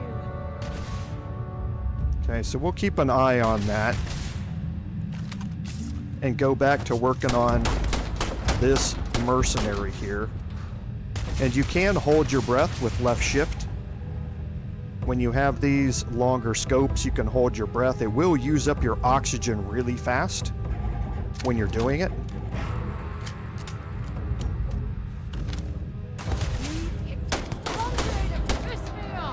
And you can see that now once I knocked his health down, he used up one of his basically health restores and got his health back. So you have to kind of work your way through his health restores as you're going through this. And I told you before I started, I am not the run in there guns blazing type of player. I'm going to be more methodical about things. And that's how I play these. So I'm going to keep my distance. I'm going to utilize cover. I'm going to flank the enemies whenever I can. And since Sarah moved away, he might not want to come out. Okay. And then he went down. Okay, so there's still 3 more that are in here. But this one's hidden behind cover up here. There he is. So that was a headshot. You can see getting those headshots certainly does help. And Sarah, unlike previous games, your companions actually do quite a bit of damage here in this game. So don't be afraid to utilize them as you're going through this. So I'm going to move in here. I'm going to pop another health pack.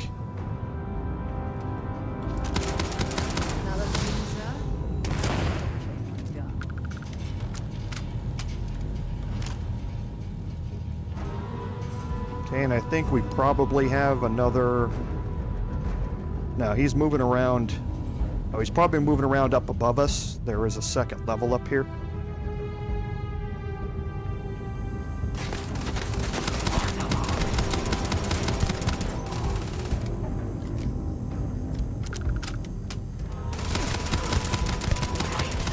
Shouldn't have reloaded there. I knew better than that.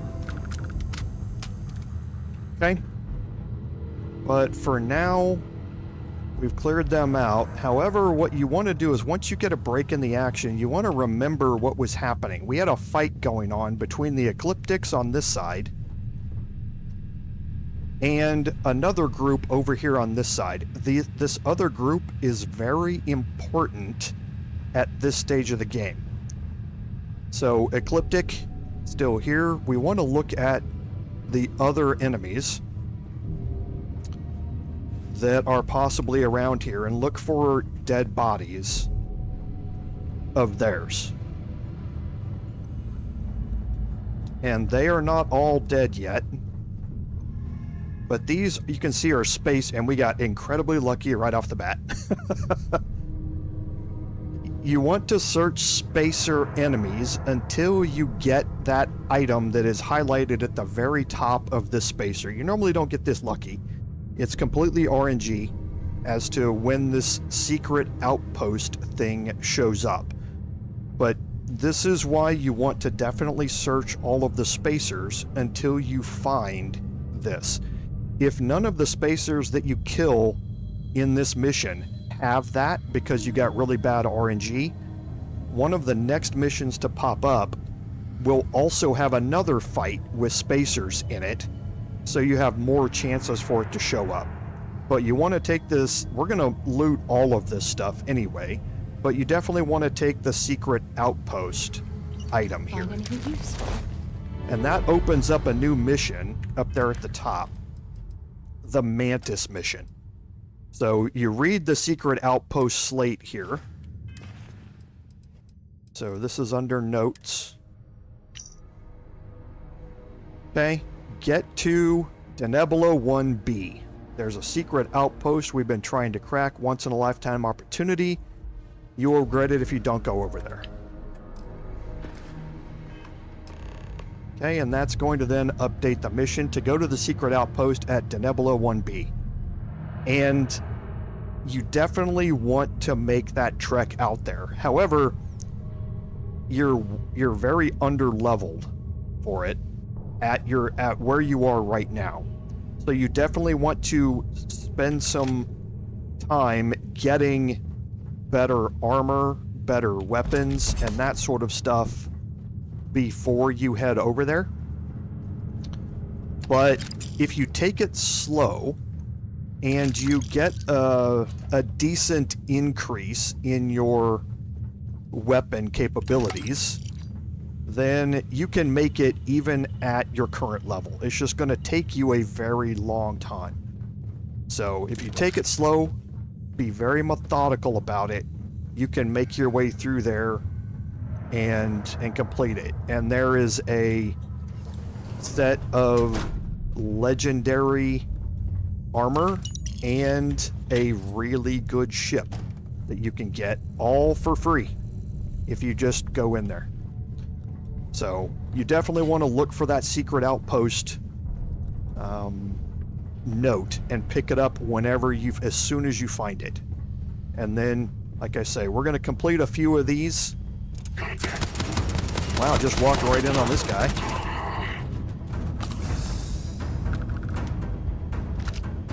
And we're going to complete a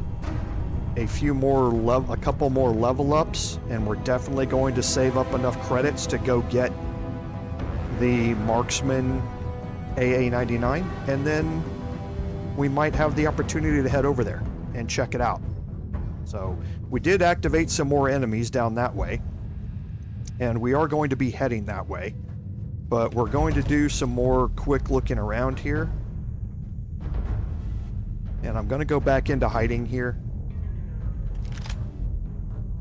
because there are more spacers. Somebody is shooting at me from behind. Oh yeah, this guy way down here.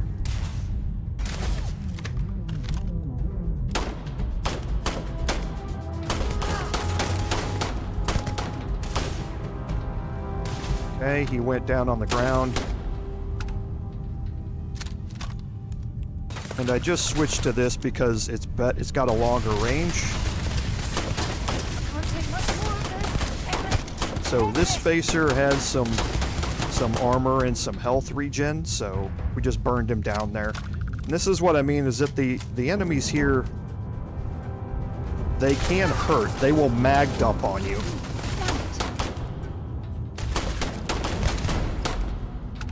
If you're up close, they'll just mag dump on you, and you'll get beat down really, really badly. But for the most part, if you take it slow, they're not going to be much of a threat. Okay, now there's some equinoxes here on the ground, and Sarah is going to make her way in here, and you'll see she'll pick up other laser weapons because she has a laser weapon skill focus. So she'll pick those up and she'll start utilizing equinoxes, which is good. It's an increase in damage over the pistol that she's carrying. But you'll see her move in and pick those up. So you don't have to give her weapons as much. If she sees something that will be an upgrade for her, she will go through and pick them up. Well, at least that's been my experience with her. So these two are using equinoxes. I'm going to leave those there. We do have a crate here.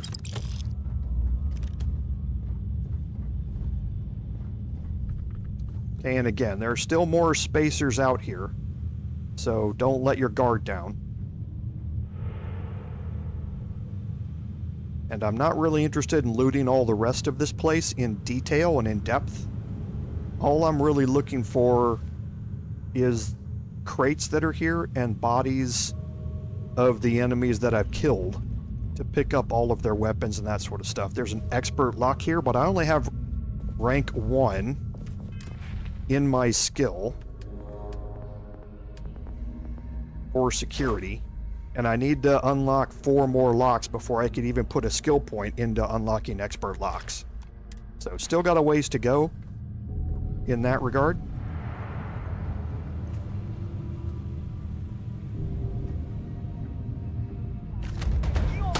Okay, and you can see that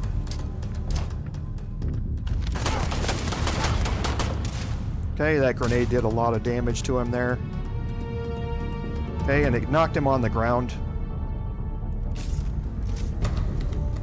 I think he might have gotten up. Nope, he's just crawling away. So don't forget about that. If you see somebody go down, you can follow them up and go track them down. Okay, now that was a good item that I picked up. So, a couple of things. You can see here the helmet.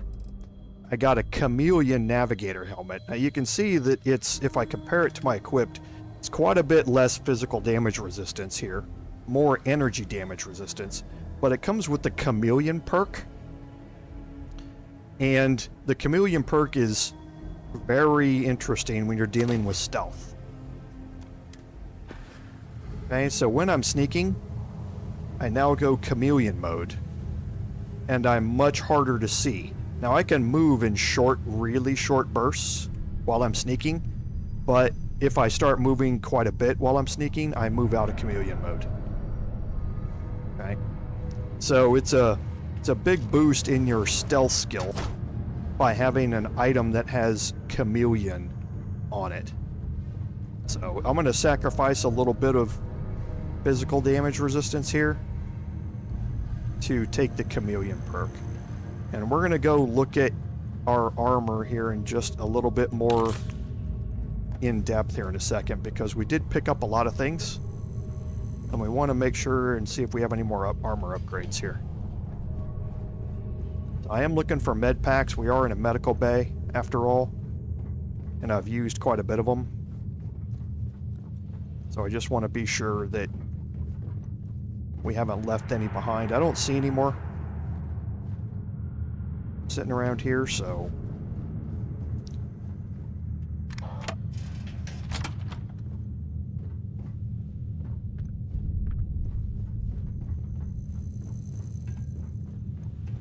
okay, and this clears out the spacer side, so to speak. There's one sitting here. This clears out the spacer side of the encampment. So now we're going to head off and start exploring the ecliptic mercenary side of things by moving down this way.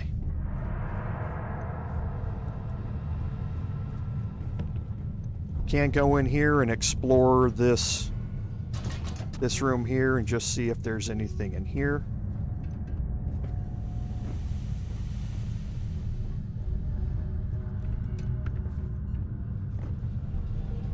Another Synapse Alpha.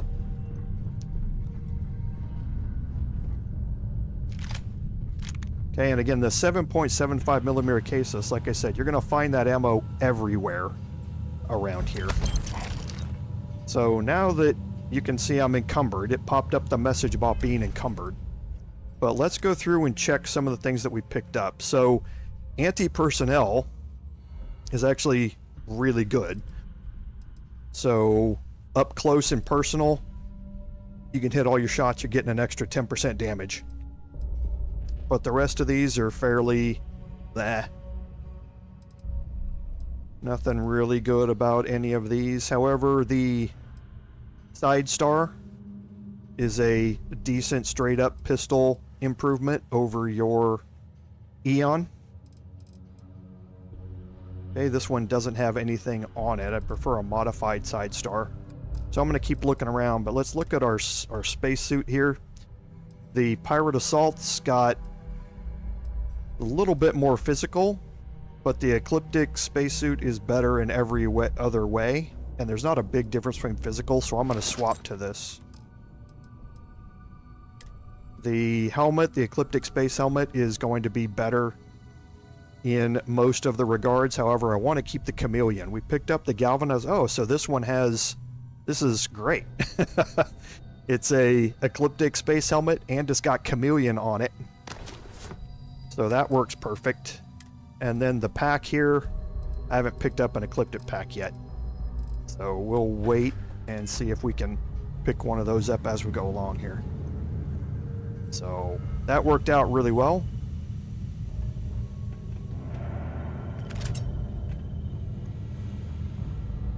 So I've got a pretty good epic helmet that I'm wearing right now. And we're going to be a little careful as we're walking around in here, because we are certainly not out of the woods as far as enemy goes. We have really just scratched the surface of the combat here. And now you can see what being over encumbered does. Just me walking around, if you watch my O2 gauge, just me walking around drops it down. So what I'm going to do is I'm going to talk to Sarah here. We still need to find any sign of... Just like previous games, you can trade gear to her. She's got 135 carry capacity here. So we're going to start offloading some of our more massive items.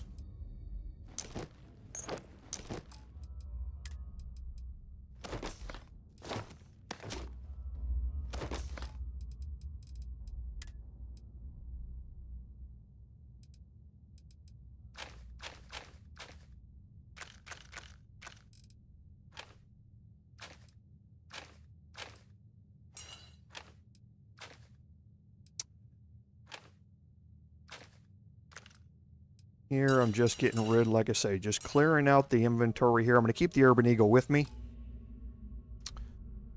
So now I get down below my encumbrance level again.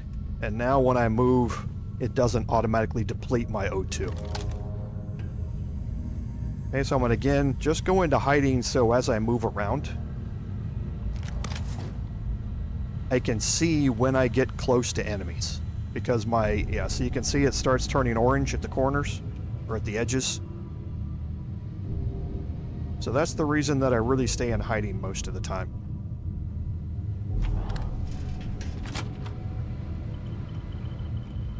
And enemies can see you through windows. So be careful of that when you're going through different areas. They can see you through the windows.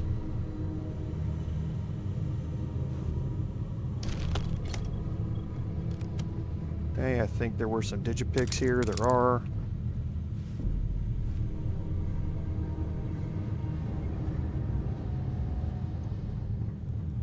Okay. Now we're on the upper level, and again, just like I was in the military a very long time. So always take the high ground if you can get it.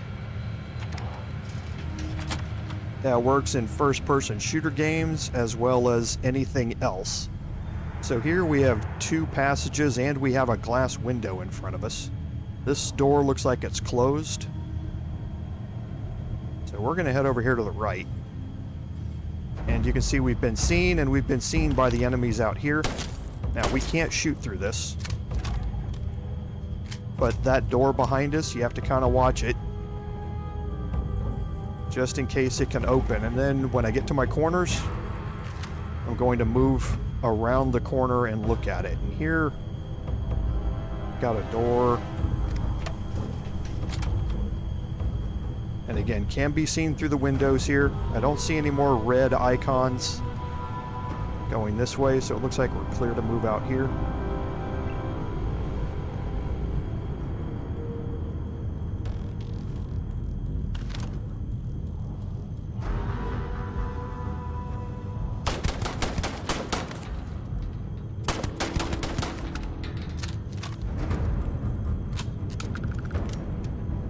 Okay, so again, with Ecliptic mercenaries, they will, well, not just Ecliptic, but everybody, they will mag dump on you. So if you let them get close up to you,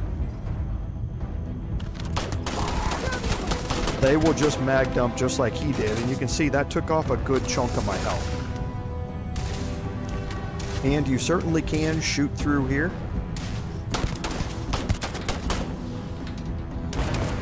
And I shot him in his pack and that exploded. It's kind of funny watching that happen. They will get shot up into the air and then explode. Okay, so I can move out here slowly. This one has more health. I'm going to move back out of the way a little bit.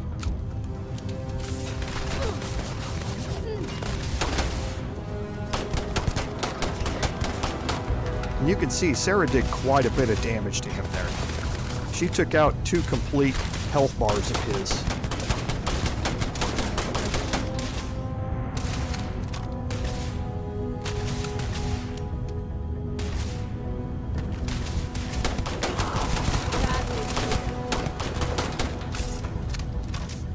I'm more than happy to let her run point here if she's going to do it of her own accord.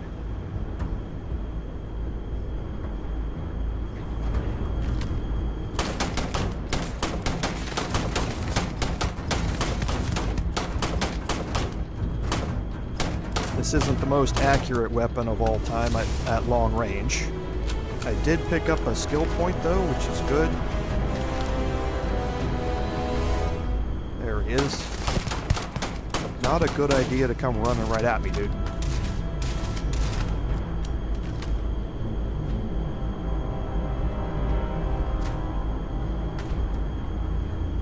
Okay, so this guy's up top over there. And I'm just going to get closer here.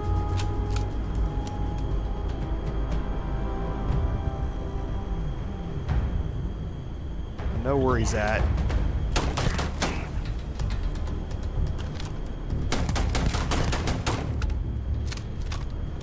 Okay. And I think that clears them all out. So now what I do is I approach these type of rooms fairly systematically, and like I say, I'm not going to go through and loot everything here. However, I am going to go back where I started and trace my route and make sure that there are no enemies, because I'm going to focus on picking up everything from the enemies first. So, and I'm just going to loot everything that they have, because there are rare and sometimes epic items, and even sometimes legendary items.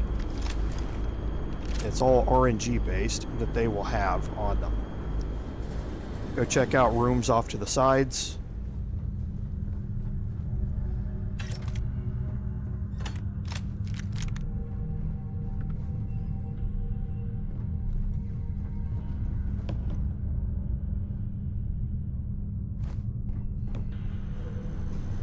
And again, I'm not concentrating on food. In early game, I tend to just utilize med packs since there's so many of them. I used quite a few med packs in there, and I still have 17 left. So it's not like you're going to have any need to utilize food to get your health back, at least in early game. Now food, just like in previous games, gets you use it more for the benefits of additional carry weight or damage resistance or more oxygen or less oxygen usage and that sort of stuff than you do for actually getting your health back. I need to be a little careful because, again, just making sure that everybody's dead.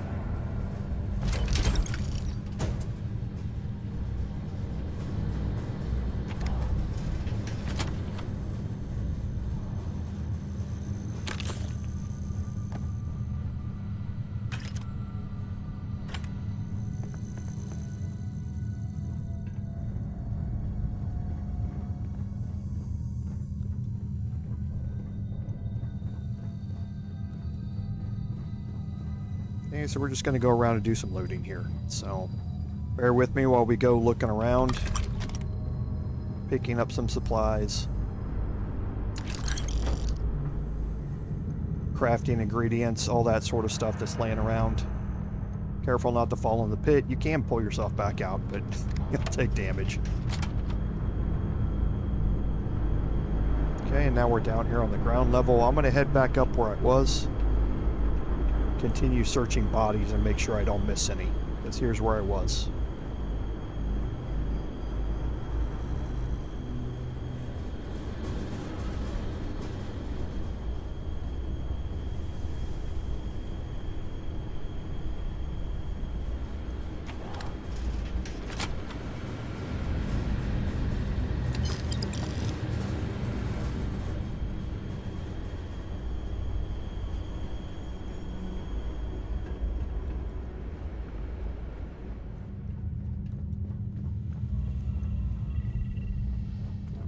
And we are back out where we were here. Okay, so now we can go back down here.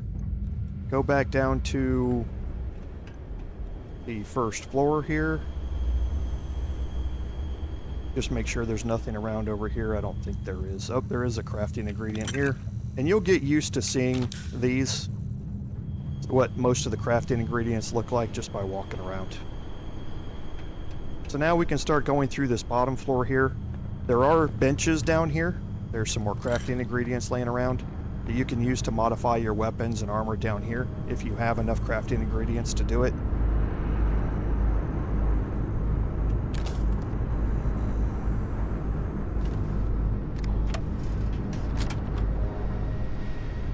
And give me just a second.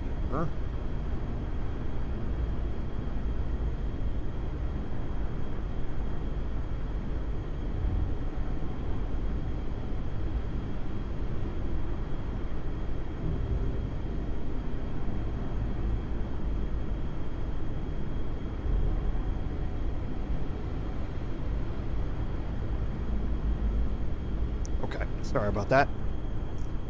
Got a fairly important text message there I had to respond to, so checking. Okay, so this is back in the room where we were, so now we can head up here and follow kind of the quest marker.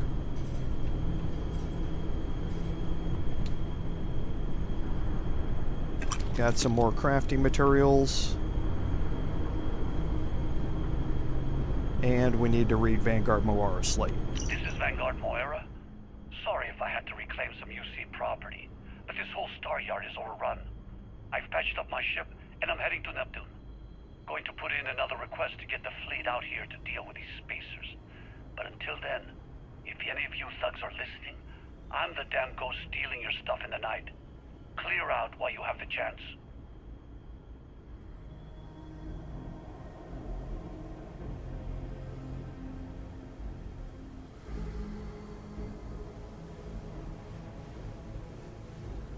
Okay, so that's going to advance our quest to go to Neptune. It's actually not a bad plan.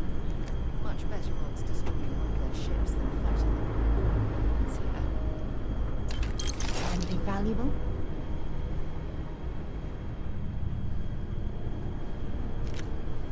And again, just doing the last little bit of searching around in here. Do have an industrial workbench. Why you would be using this location to craft your materials for your outposts, I have no idea. And then don't forget down here, inside of here, there's another case down here.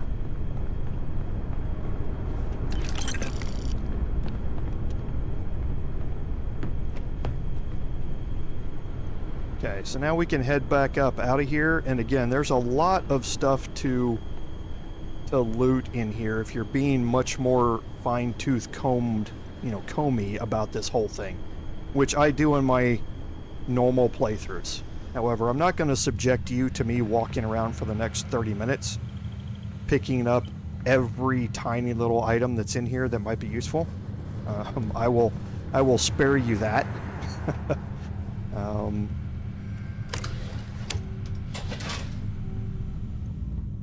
And so far, we've kind of just stuck to the main stuff, and I think that's kind of what is useful. So what we're going to do here is head back out to our ship.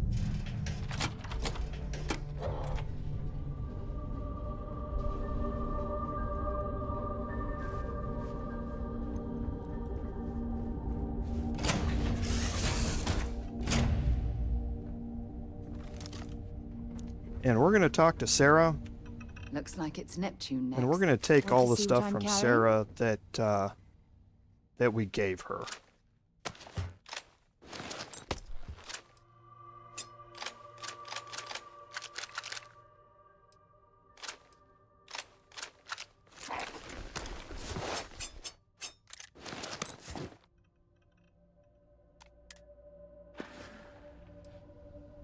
Okay. And now I'm going to go over here and just deposit as much of this as I can. Oh, I didn't sell things out of my cargo hold. I should have done that. I might have had the money to buy the weapon I wanted before I came here. So we'll just try and fill this up with everything. as much as we can.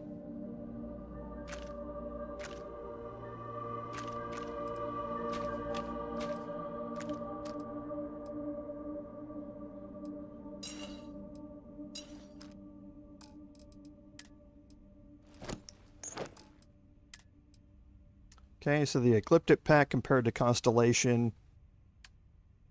So it's quite a bit less on physical, a little bit better on EM, and quite a bit better on that, but I think we're going to keep the Constellation Pack.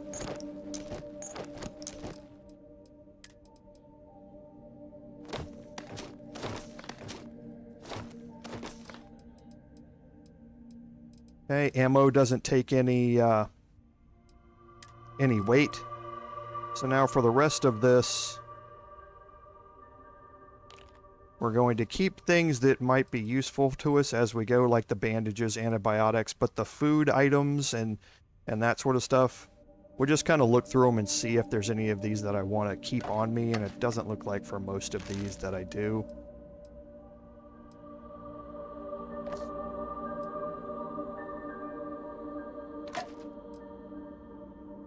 Okay, so that's actually pretty good.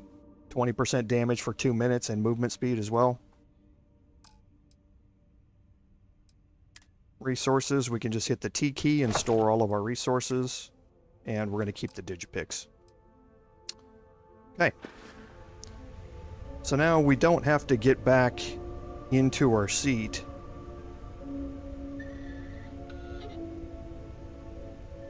To go to Neptune. We can just open up our map here. And Neptune is highlighted here. Okay, so we can set course and travel there.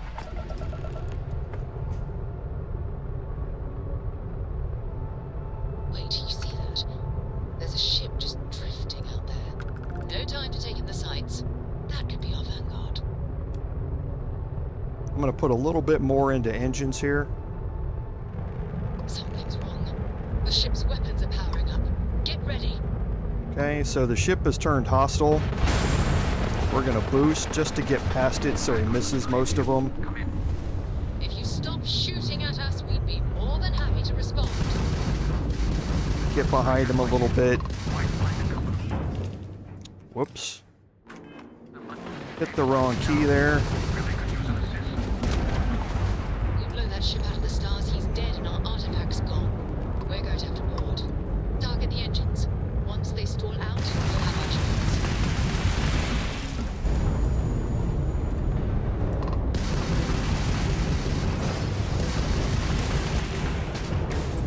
Okay, so once the shields are down, focus on ballistic weapons.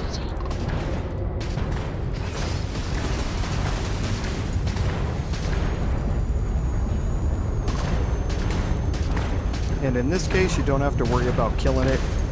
Once you lower it down enough, we're just staying behind it. It's going to boost away, that's fine.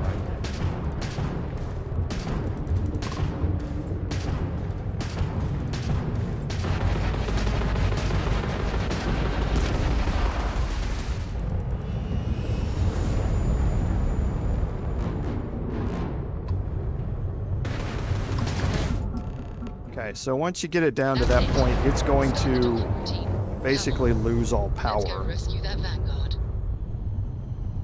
And we can now dock with the ship by holding the R key. That becomes a little more complicated in the rest of the game, where it's not a quest object that you can't kill this ship. Where you have to focus down something like the engines and that sort of stuff, and there's specific mechanics that let you target specific ship systems to disable them so that you can board them like this.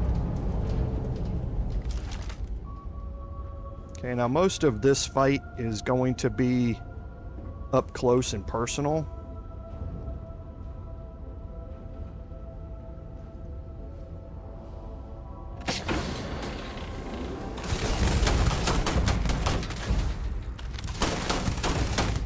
Oh, he ducked. That was nice of him.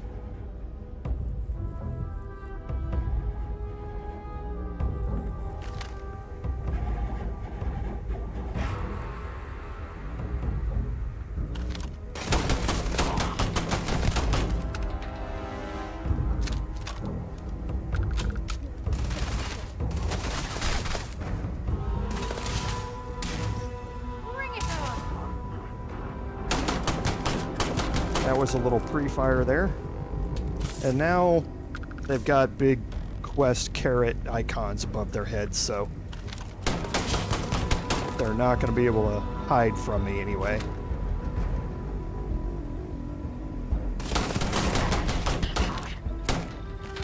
So we do have one high difficulty enemy here. I'm going to switch to my Grendel. Bring it on. And let Sarah do some work.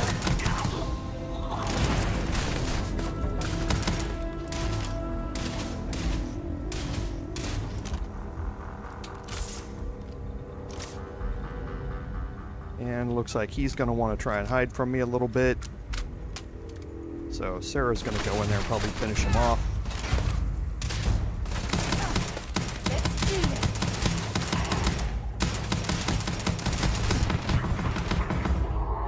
Almost died there. In frosty temperatures like this, there is nothing better than a flask of a good English whiskey to keep you warm. Okay, so I'm going to go back here and, again, now that things are cleared out,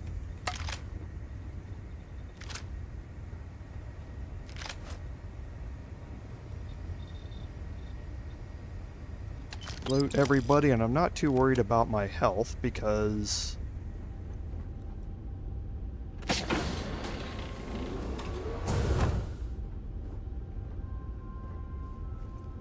yeah, there's nobody back here. Okay, because there's a bed right here. So I'm just going to sleep in this bed for 1 hour and I get all my health back.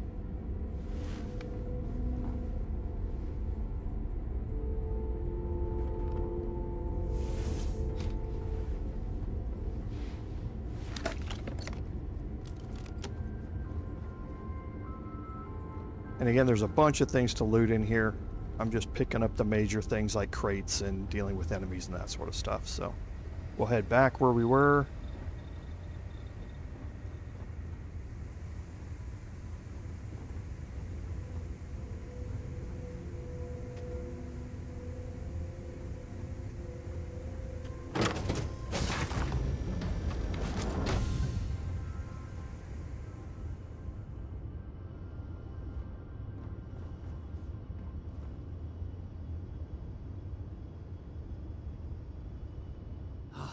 Am I glad to meet whoever you two are.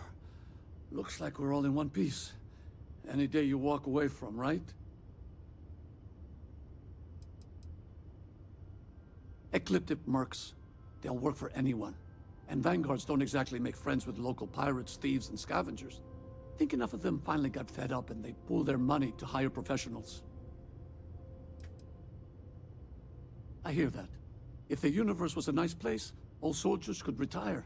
And no home would be missing a seat at the table. Who are you two, anyway? Constellation. Seriously? Guess that's where the respect for space comment was coming from. Man, I've only heard stories. We've heard stories too, about a strange object you found on patrol. So, you know what that thing is? I tried to hawk it in Sidonia, and the guy thought I was peddling phony titanium. It doesn't play nice with scanners. It'd be worthless to someone trying to flip rare minerals quickly. So you're saying I shouldn't be using it as a hood ornament? Oh, that. Yeah, I mean, it's been a mess lately. Spacers, Varun Zealots, plus Ecliptic tracking me down. We ran into a few members of Ecliptic at the Nova Galactic Staryard. I'm guessing they were after you. Ah, damn. That's probably how they found me. I knew taunting the Spacers to meet me at Neptune was a long shot. Making rookie mistakes. I've been chasing shadows around the Sol system for years. And every time I go back to Mars...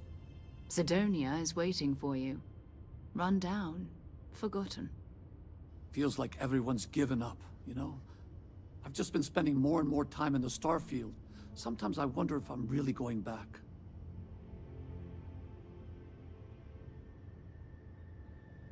Now this option you're going to run into with people that you find. Periodically they may want to have or there may be an option to be able to recruit them to your crew. Yeah? You know, that's actually kind of tempting. I'd have to settle some things back on Sidonia. Maybe hit me up there later. If you don't mind, we came here for something. That strange object you found? Right. Hey, it's yours. Appreciate the rescue. Hope you figure out whatever that thing is. Let's grab the artifact. Okay, so you can continue having some more conversation items or conversation options with him here, but feel free to look around in here. Don't forget these cargo hold panels. None of this is marked as steel. If it's marked as steel, it's going to have a red icon next to it indicating that it's to steel, but here it's not, so you might as well pick up all of those crafting ingredients, and then we'll pick up the artifact. Good work. Let's get back to the lodge. Okay, so now again, from here you don't have to do anything special. I do want to reload. And this is why having a Grendel and a modified Grendel with you can be so important, because look at the amount of ammunition that you have. The Grendel, as you go through this game, especially if you can find an epic or a legendary one with good perks on it, the Grendel can be your go-to, I use it all the time type of weapon, while you still have specialty weapons in your inventory that can be used for longer range or higher damage output and bursts or something like that. The Grendel, everyone carries this 7.77 by 27 millimeter caseless. Everybody carries it. So I ran out of ammo for the Maelstrom here because it's a different ammo type, but with the Grendel you almost never have to worry about that. So find yourself a good Grendel or craft one up and modify it, and it will be your go-to as you progress through the game. So again, for what we need, and there's a couple of ways, I guess I'll explain it this way too. If you go to your quest items here, we're on the old neighborhood, it says return to the lodge. Down in the bottom right hand corner you can see that we have a set course icon.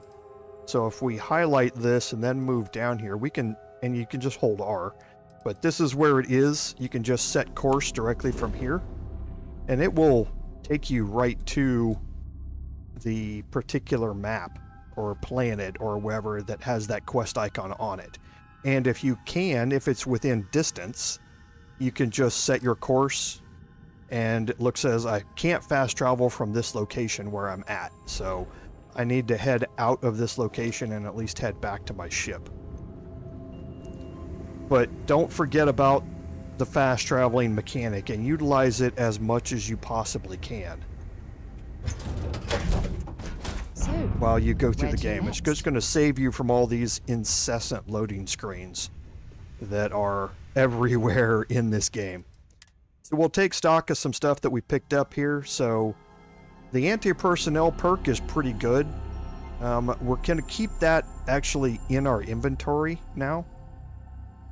You can see that we've used up almost all the mass in our cargo hold, but we want to keep the anti-personnel perk. We might be able to just, like I say, modify the Grendel here to be something like semi-automatic and up the damage. So we're going to take this with us, and then we're going to go. I don't think any of the others we want to keep. Yeah, I think all the rest are just fairly standard. So now we're going to go to our inventory and see if we can put anything else away. Okay, so that container's at max capacity now. So we're not overloaded, which is good.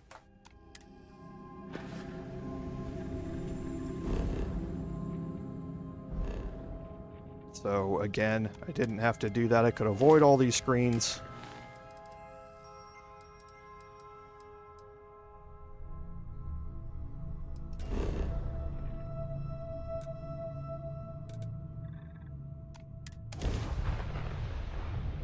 And this will skip you right back to Jameson at the correct district and put you right outside the lodge.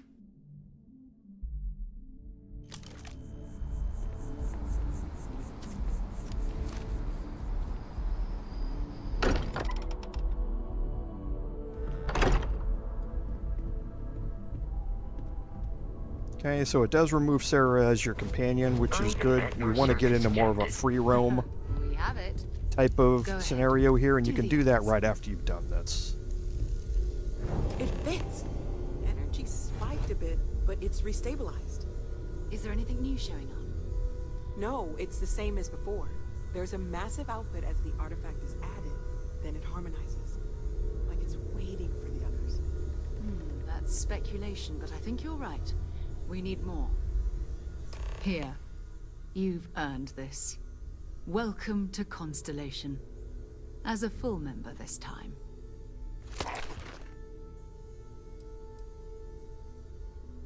Honestly, this just makes it more official. Call it right person, right place, right time. But once the artifacts started coming together, you were one of us. We're going to do great things together. All of us. By the way, how would you like to keep traveling together? I'm not sitting behind my desk for this. These artifacts are a new chapter for Constellation, and I'm going to be out there for it. And I want you out there as well. You got results. I need someone like you watching my back. So now you can have Sarah accompany you as a regular companion all the time, or you can leave her here for now. She will still be assigned to your ship. So if you board the Frontier again, she's going to be there with you, and you can talk to her and recruit her to follow you along and that sort of stuff. Fair enough. But before you go, let me tell you about our other leads. First, there's an expedition that Samco has been putting together. It's in Freestar Collective Space, and he knows it inside and out. There's also the Eye, our star station in orbit. About time for you to meet Vladimir. He's been hard at work tracking down more anomalies. And last but not least, Noel. Have we heard anything from Barrett yet? A courier from Argos Extractors came by to let us know they're packing up the operation on Vectera. But that's it, no other word. That's not good. We should get over there and check on Barrett in person. Okay, so long. Exiting out of this and looking at our mission screen, we now popped up with these 3 missions here. Back to Vectera. If you did not get the Mantis secret outpost note to drop, going back to Vectera will give you more opportunities to encounter spacers and have a chance for them to drop that item for you to go look at. We did find it already, but what we're going to do is we're going to continue on with the Empty Nest quest. And the reason that I'm doing this is because this overlaps with joining our first faction. And that faction is kind of the way that we want to kind of take our first side jaunt off of the main quest, because there is a really good ship that's available to you for free at the end of it, which is a significant upgrade over the Frontier. So doing the Empty Nest quest is a good place to start after you're done. However, we're probably going to hold off on that a little bit. Sam Cole is out here in the garden, him and his daughter. Sam Cole, if you watched any of the release information and the trailers, he's one of the most popular characters in the game so far amongst players.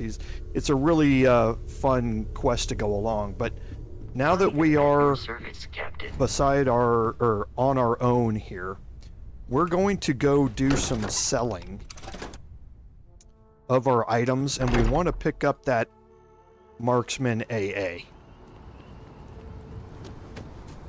That needs to be a priority for us as we go through this, because that weapon does a lot of damage at long range. And it can be a serious help to you going through the Mantis quest. So what we're going to do for the last 30 minutes or so here is sell off our gear, see if we can get prepped a little bit, and decide whether or not we want to... Oh, I don't need to be here for this. I need to head over to...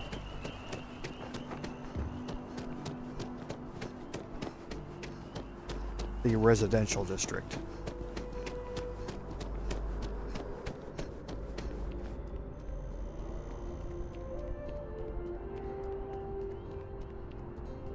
I can't remember if I can do that from here, if this just takes me to the well. I don't want to go to the well yet, so I'm going to head over here to the gnat and take this off.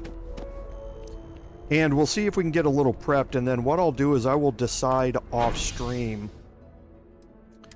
if we want to head directly out to Sam Cole, or if we want to try and make our way through the Mantis quest or not. Like I say, we're going to have to take it very slow. It's still very possible, but we're gonna have to take it very slow, and I'd like to kind of experiment with it off stream a little bit. But we will definitely go in here and sell off as much as we can and purchase that weapon to get us at least prepared for it. And if not, then we will continue with the Sam Cole quest immediately. Nothing. Only the and that will be what you starting out our next stream next Wednesday. So here we've got 36,000 credits, because not only is it the marksman that's expensive, you have to buy the ammunition for it as well. Don't forget that, because you're not going to be picking up 11mm ammo just off the ground. So we definitely do want to buy this. We're going to go back. We're going to go to our ammo. We're going to pick up all the 11mm case lists that we have here. You can see that wiped out most of our credits. So the vendor's got a lot of credits available to them now. So let's just start selling off. Again, we're going to keep the anti-personnel grendel and see if we can modify it.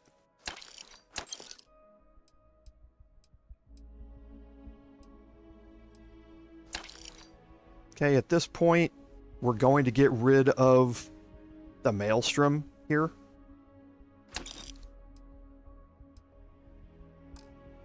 Okay, and we don't have anything else we want to sell. So now we're going to hit Q again so that we can sell from our ship inventory.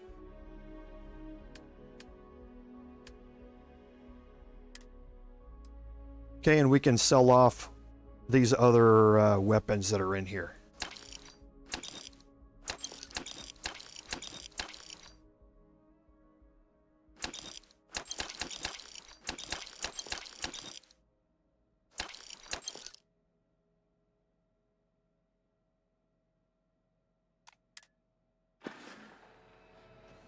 Okay, shouldn't be anything else that we need out of here. I'll go look and make sure. Some of these weapons here are RNG, but I think the marksman's the only one that we want to buy from her. And you can buy back all of your items that you sold to her.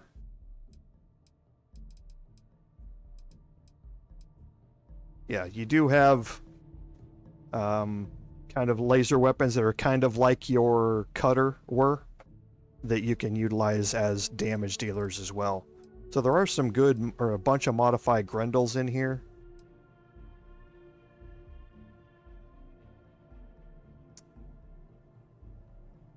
And again, I think this is the one that we just looked at. Yeah, that's the one that we looked at previously. We've got enough money to actually pick it up, so we might just go ahead and do that and then sell off the grendel that we have. This thing does have good modifications on it here.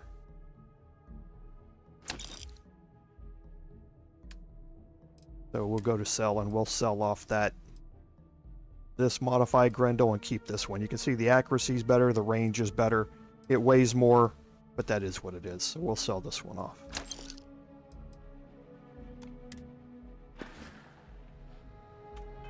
And now don't forget in here for your weapons to go through and set these up with your hotkeys.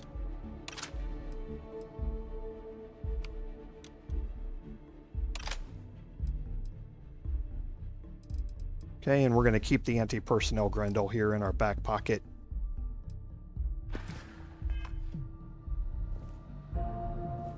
Oh, and yeah, you do have the option in your inventory, if you haven't seen that already, to hide your spacesuit when you're in settlements so that you don't walk around looking like this. You walk around with whatever clothing items that you have or apparel that you have on. So these do give you benefits as well. But looking at them, the UC security uniform would be the only upgrade that we'd have as far as physical resistance, and I think we're fine just with what we have here. And again, I don't really like that over-the-shoulder third-person view, but some people do, so...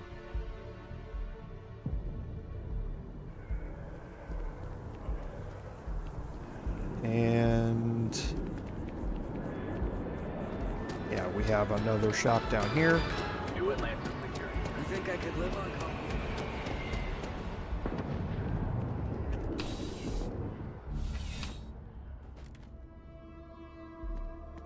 Come on in. CJ's is always open.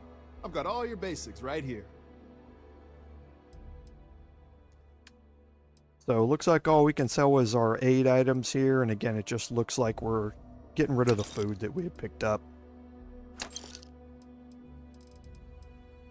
That's about it. So what we're going to do is we're going to head to the Trade Authority. And there's something special about the Trade Authority. If you ask me. So we'll head back over here to the Nat. Actually, no, Actually, I'm just thinking about the best way to get there. Now, we'll head back to the Nat here. We'll go over to Mast.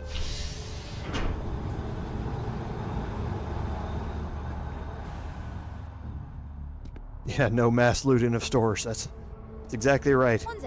And we're going to head over here and go down to the well.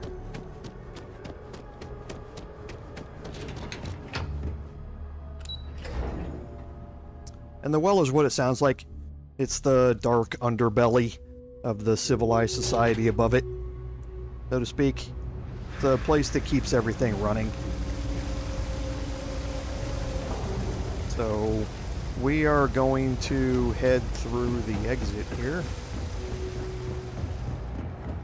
We're going to take a right and head up to the Trade Authority. The Trade Authority is special here in that they will buy stolen items from you. Business, I would be more than happy to help you. She says that she's only going to help you. If, however, you are here under false pretense, say, sent by one Miss Tsang of UC Distribution, then I'm afraid you'll find nothing illegitimate here to report to her. And I'd ask that you pass along my request to stop these silly games. So, what'll it be? Okay, so she tries to tell you in an Then overly my disclaimer doesn't apply. And I hope we have what you obviously need.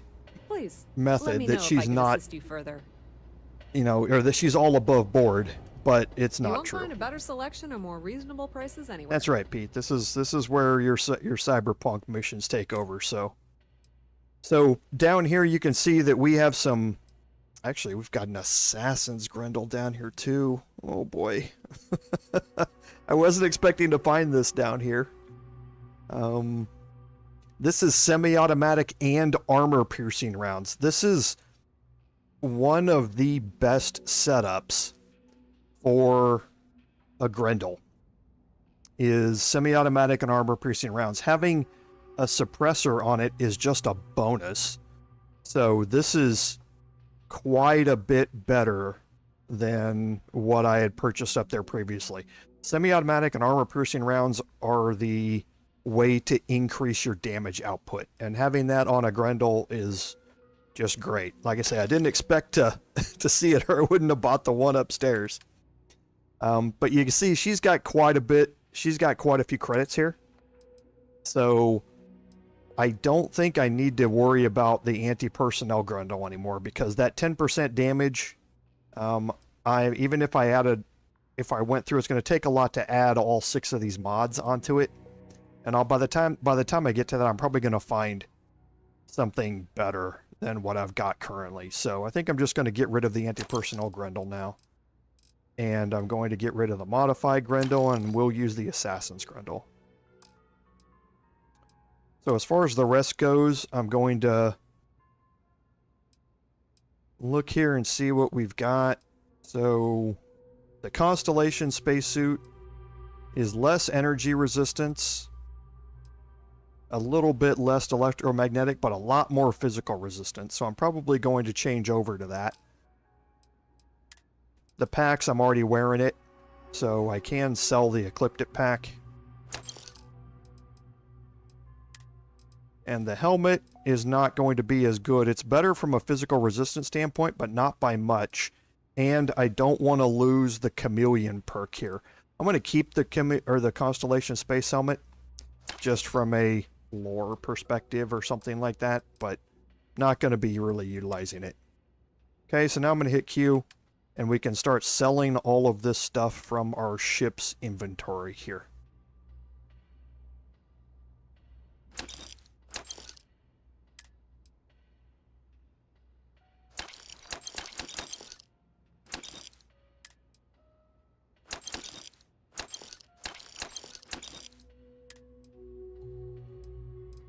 Okay, and again, just looking at some of these rare wins that we picked up, making sure we're not missing something good from a perk perspective.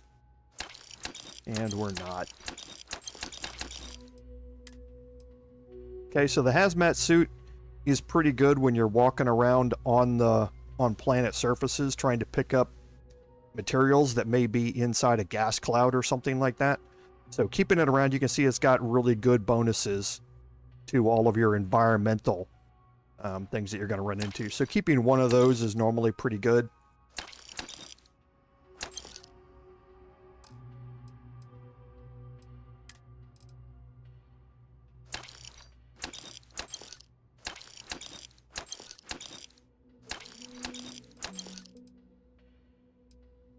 Okay, we're not going to sell any of our resources.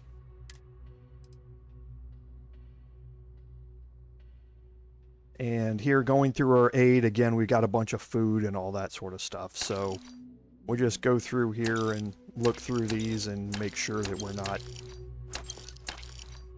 The ship parts you want to keep.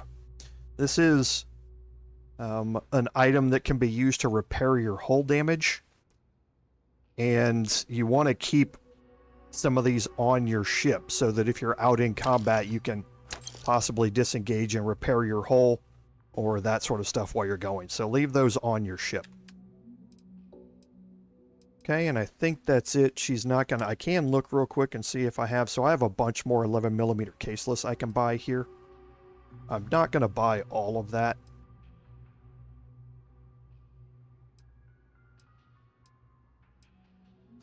But I will buy some more.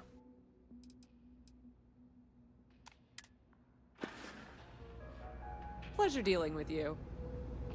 Okay, so then again, going to my weapons, making sure that we have the Assassin's Grendel set up here, and that should be good. So I do want to probably set this as my fate. Well, yeah. I do want to use it, I just don't have the rounds for it, and .43 Ultra Mag rounds are, again, very much like the Marksman AA rounds. They're difficult to find while you're just out and about in the world here. So, oh, I didn't sell my apparel. Thing about the trade business? You won't find a better select. Whoops, I want to be in the sell screen here.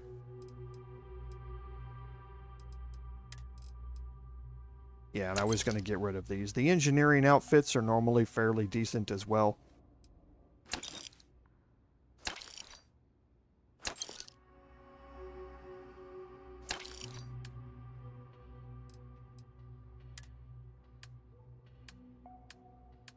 Okay. The Trade Authority appreciates your visit. So just doing a last quick check and making sure. So yeah, our weapons are all set. Our spacesuit. We're going to change this out, and now we can sell off the ecliptic spacesuit. We're going to keep that helmet. It is better with the chameleon. And yeah. Okay. So that should be it. We'll sell off this ecliptic spacesuit and we should be done. The Trade Authority has access to... Be my guest. This is the buy screen. Need to be careful. We'll sell this off, and again, it's worth a good amount of value when you sell it, so. Spacesuits, armors, that sort of things are always things you want to prioritize picking up just because of the resale value. You know where to find us. They're always heavy, but they tend to more than balance that out. So for here, I think what we can do, we'll go ahead and actually, let's not. Let's go ahead for the last 15 minutes here. And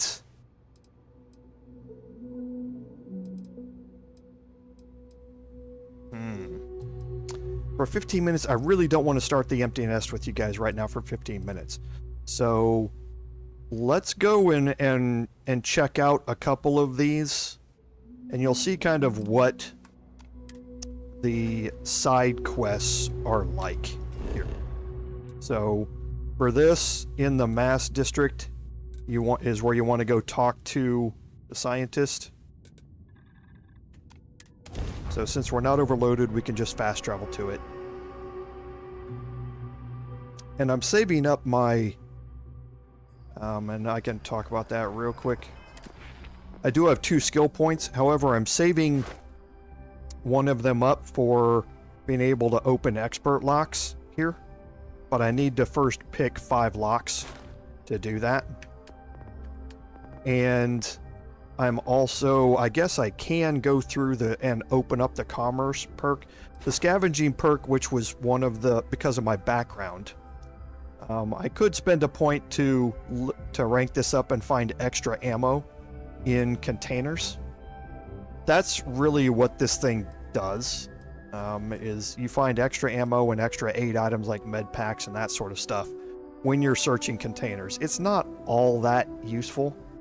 It just came with my perks, or with my background that I selected. Tracked resources will be highlighted when using the scanner is somewhat useful, especially when you're roaming the surface of a planet, but there are much better ways to get your resources than that. So I am kind of holding off on utilizing these 2 points for other things, like upping my stealth again is really, really useful. But I can always take one of those points and put it into weightlifting to get more carry capacity, or fitness for more OT or O2, or wellness for more health, as well as starting the commerce skill. And this is always very, very useful, is starting this so you can get better prices. And I probably actually will just use one of my skill points to unlock this, because now you see I can buy or sell 25 unique items, and that will open up rank 2. So now what you want to do is, on one of your missions, just pick up every stupid little thing laying around on the ground or anywhere else. And then you can just come back and sell them for, not very much money, but it progresses this and unlocks rank 2 very quickly. So, but I am saving that other point for another boost in my security skill. I just need to be able to pick some locks first.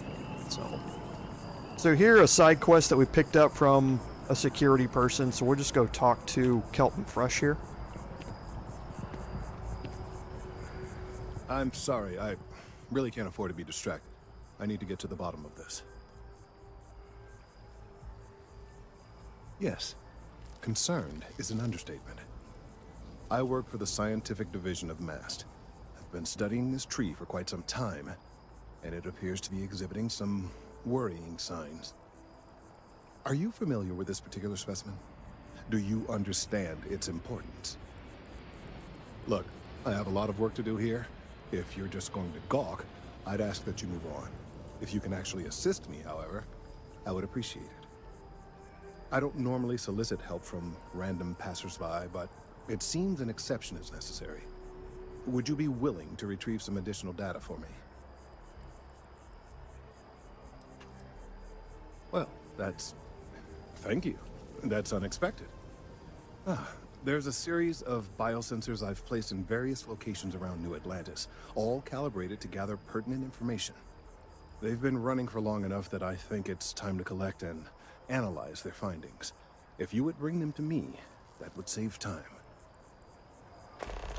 Okay, now this is an example of what a side quest is going to be a lot of. They're normally, most of them are restricted to the planet that you're on, or something like that. You will occasionally get a few quests that will take you off-world, and possibly to worlds that are much higher level than where you are right now. But for the most part, it's running around and picking up things or going to investigate things and stuff like that. So this is very similar to what a lot of Skyrim side quests were and that sort of stuff. And yeah, so you can certainly, Pete, as long as that site is still available, then yes, you can go back to it and loot it. Like Moara's ship, I can't go back there because he's taken his ship and moved off with it. But yes, I could go back to a previous location if it's still available and loot it. Yeah, there's not a problem with doing that at all. So to really increase your commerce skill quickly, that's certainly one way to do it. So these biosensors are what you're looking for, and you just pick them up and follow the quest markers to go do them. And this is, like I say, what the majority of your side quests are going to kind of be like, is you're moving from one location to another, picking up things or investigating things. So you can very quickly get sucked down a rabbit hole with these and end up spending hours doing nothing but the side quest. Trust me, that's what my personal playthrough is right now. But you can, a lot of these things will help you with credits and leveling up and that sort of stuff. So it's an easy way to get credits and level points as you go along early on. So what's the point?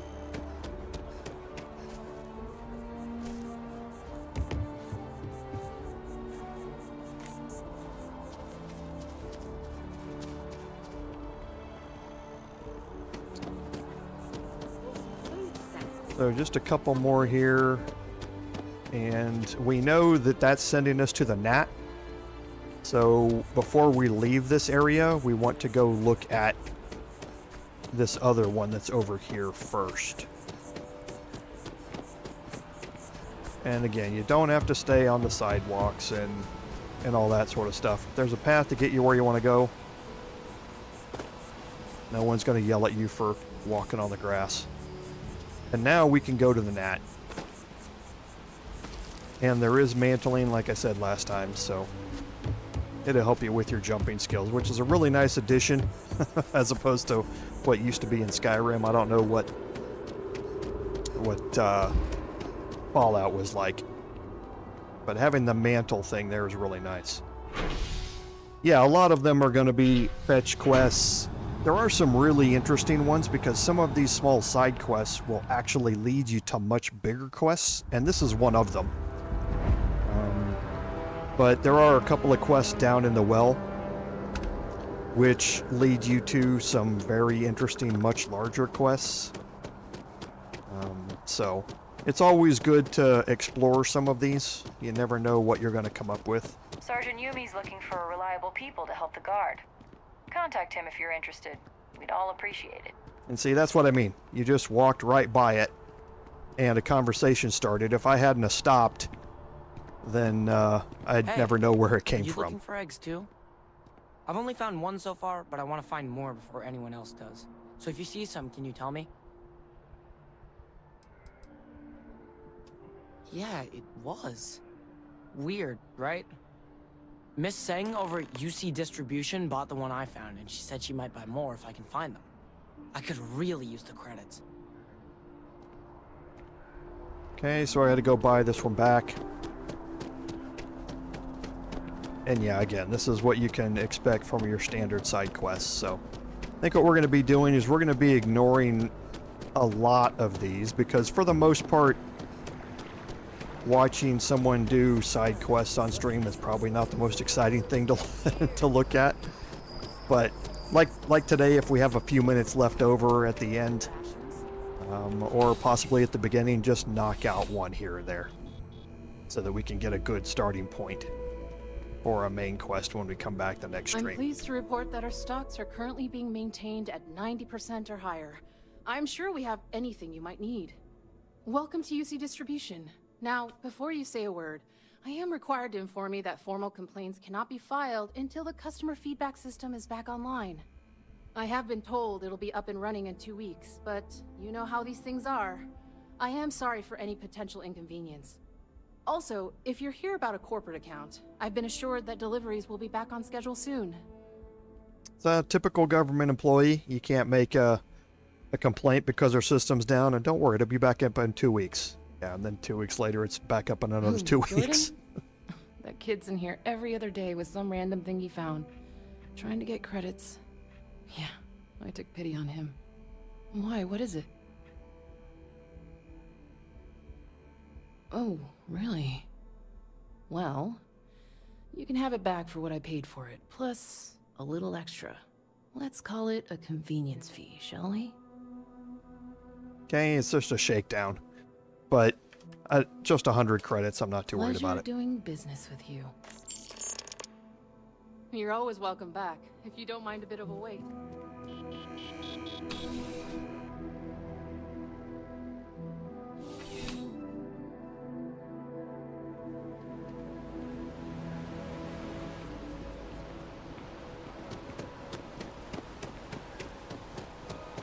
Okay, we can go drop these off, and this will temporarily end this quest.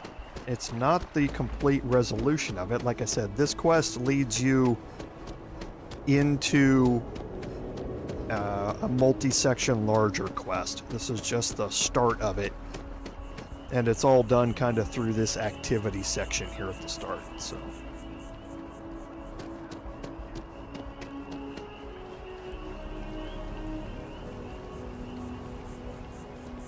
If I really do need that additional data. So you do. Wonderful. I'll just take these, and we'll see what they have to tell us. All right, we'll just upload the data. Give it a moment.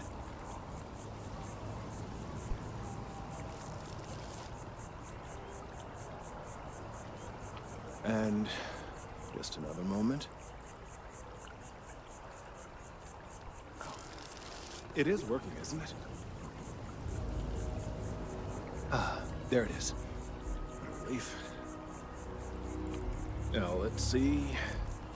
This is... well, it's... oh my. This data... well, it's alarming to say the least. Well, there's good news and bad news. The good news is that my suspicions were correct. There is something wrong with the tree. I will report my findings to MAST immediately with no small amount of satisfaction. The phrase, "I told you so," may even be uttered more than once. Well, from a certain point of view. In an, admittedly, somewhat selfish manner. The bad news, as it were, is that the internal composition of the tree is changing. In this particular case, the tree is now regularly emitting ultra-low frequency sound waves. They're nearly imperceptible now, but they're growing in strength. This is something we've never observed before. Depending on how large these waves grow, consequences for the city could be disastrous. I must consult with my colleagues in Mast at once. Thank you for your assistance. I hope these credits are adequate compensation. And this is about what you can expect for XP rewards and credits for these side quests. So 2,000 credits and 100, give or so, XP for it. And you can keep track of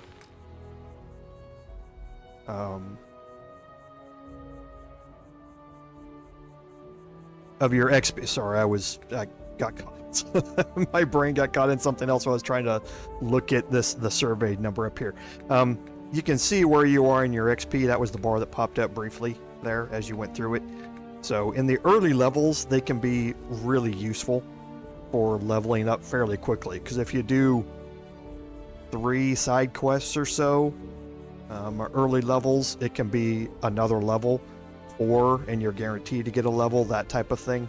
So they can be very, very useful as you're going along. And like I say, in my personal playthrough, I focus on them. You will start to see guides pop up as I've recorded these. I've recorded, I think, a dozen side quests here on Jemison already.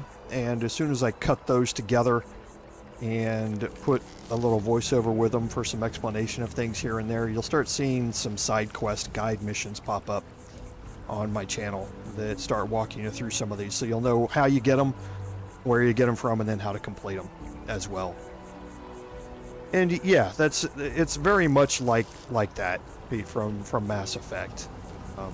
You get a lot of the same feel here with how the side quests work and that sort of stuff. So, but yeah, just like, you know, side quests in Skyrim, any of the other RPG games that you've seen from Bethesda and that sort of stuff, it's very much the same. So what we want to do here is go ahead and get us a nice save here, and I think that's going to get us what we want today. And you see the activity didn't go away. Kelton's still there. You'll get a notification pop up later to check in with him again. What I'm going to do off stream is decide whether I want to tackle, or which of these two I want to tackle starting in next week. And like I say, I would like to go toward the Mantis quest, but we are quite a bit early on from a level perspective, so I want to make sure that we're capable of doing it and I'm not just wasting a bunch of my time going through it and reach a point where we can't get through it at this level.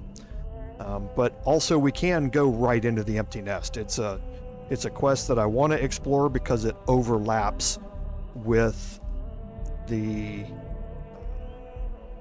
Freestar Rangers faction that we're going to become a member of as our first faction and start exploring down that way. So that's going to be kind of the plan, is that I'll do some research off stream and we'll start in with, again, some major quests coming up next week.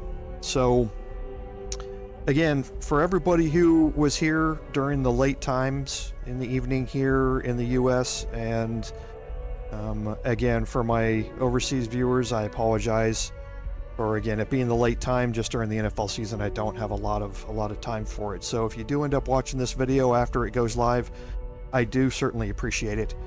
I'd like to thank everyone for joining me today. Without your support, none of this would be possible. This is Commander Jorval saying, until next time, fare thee well.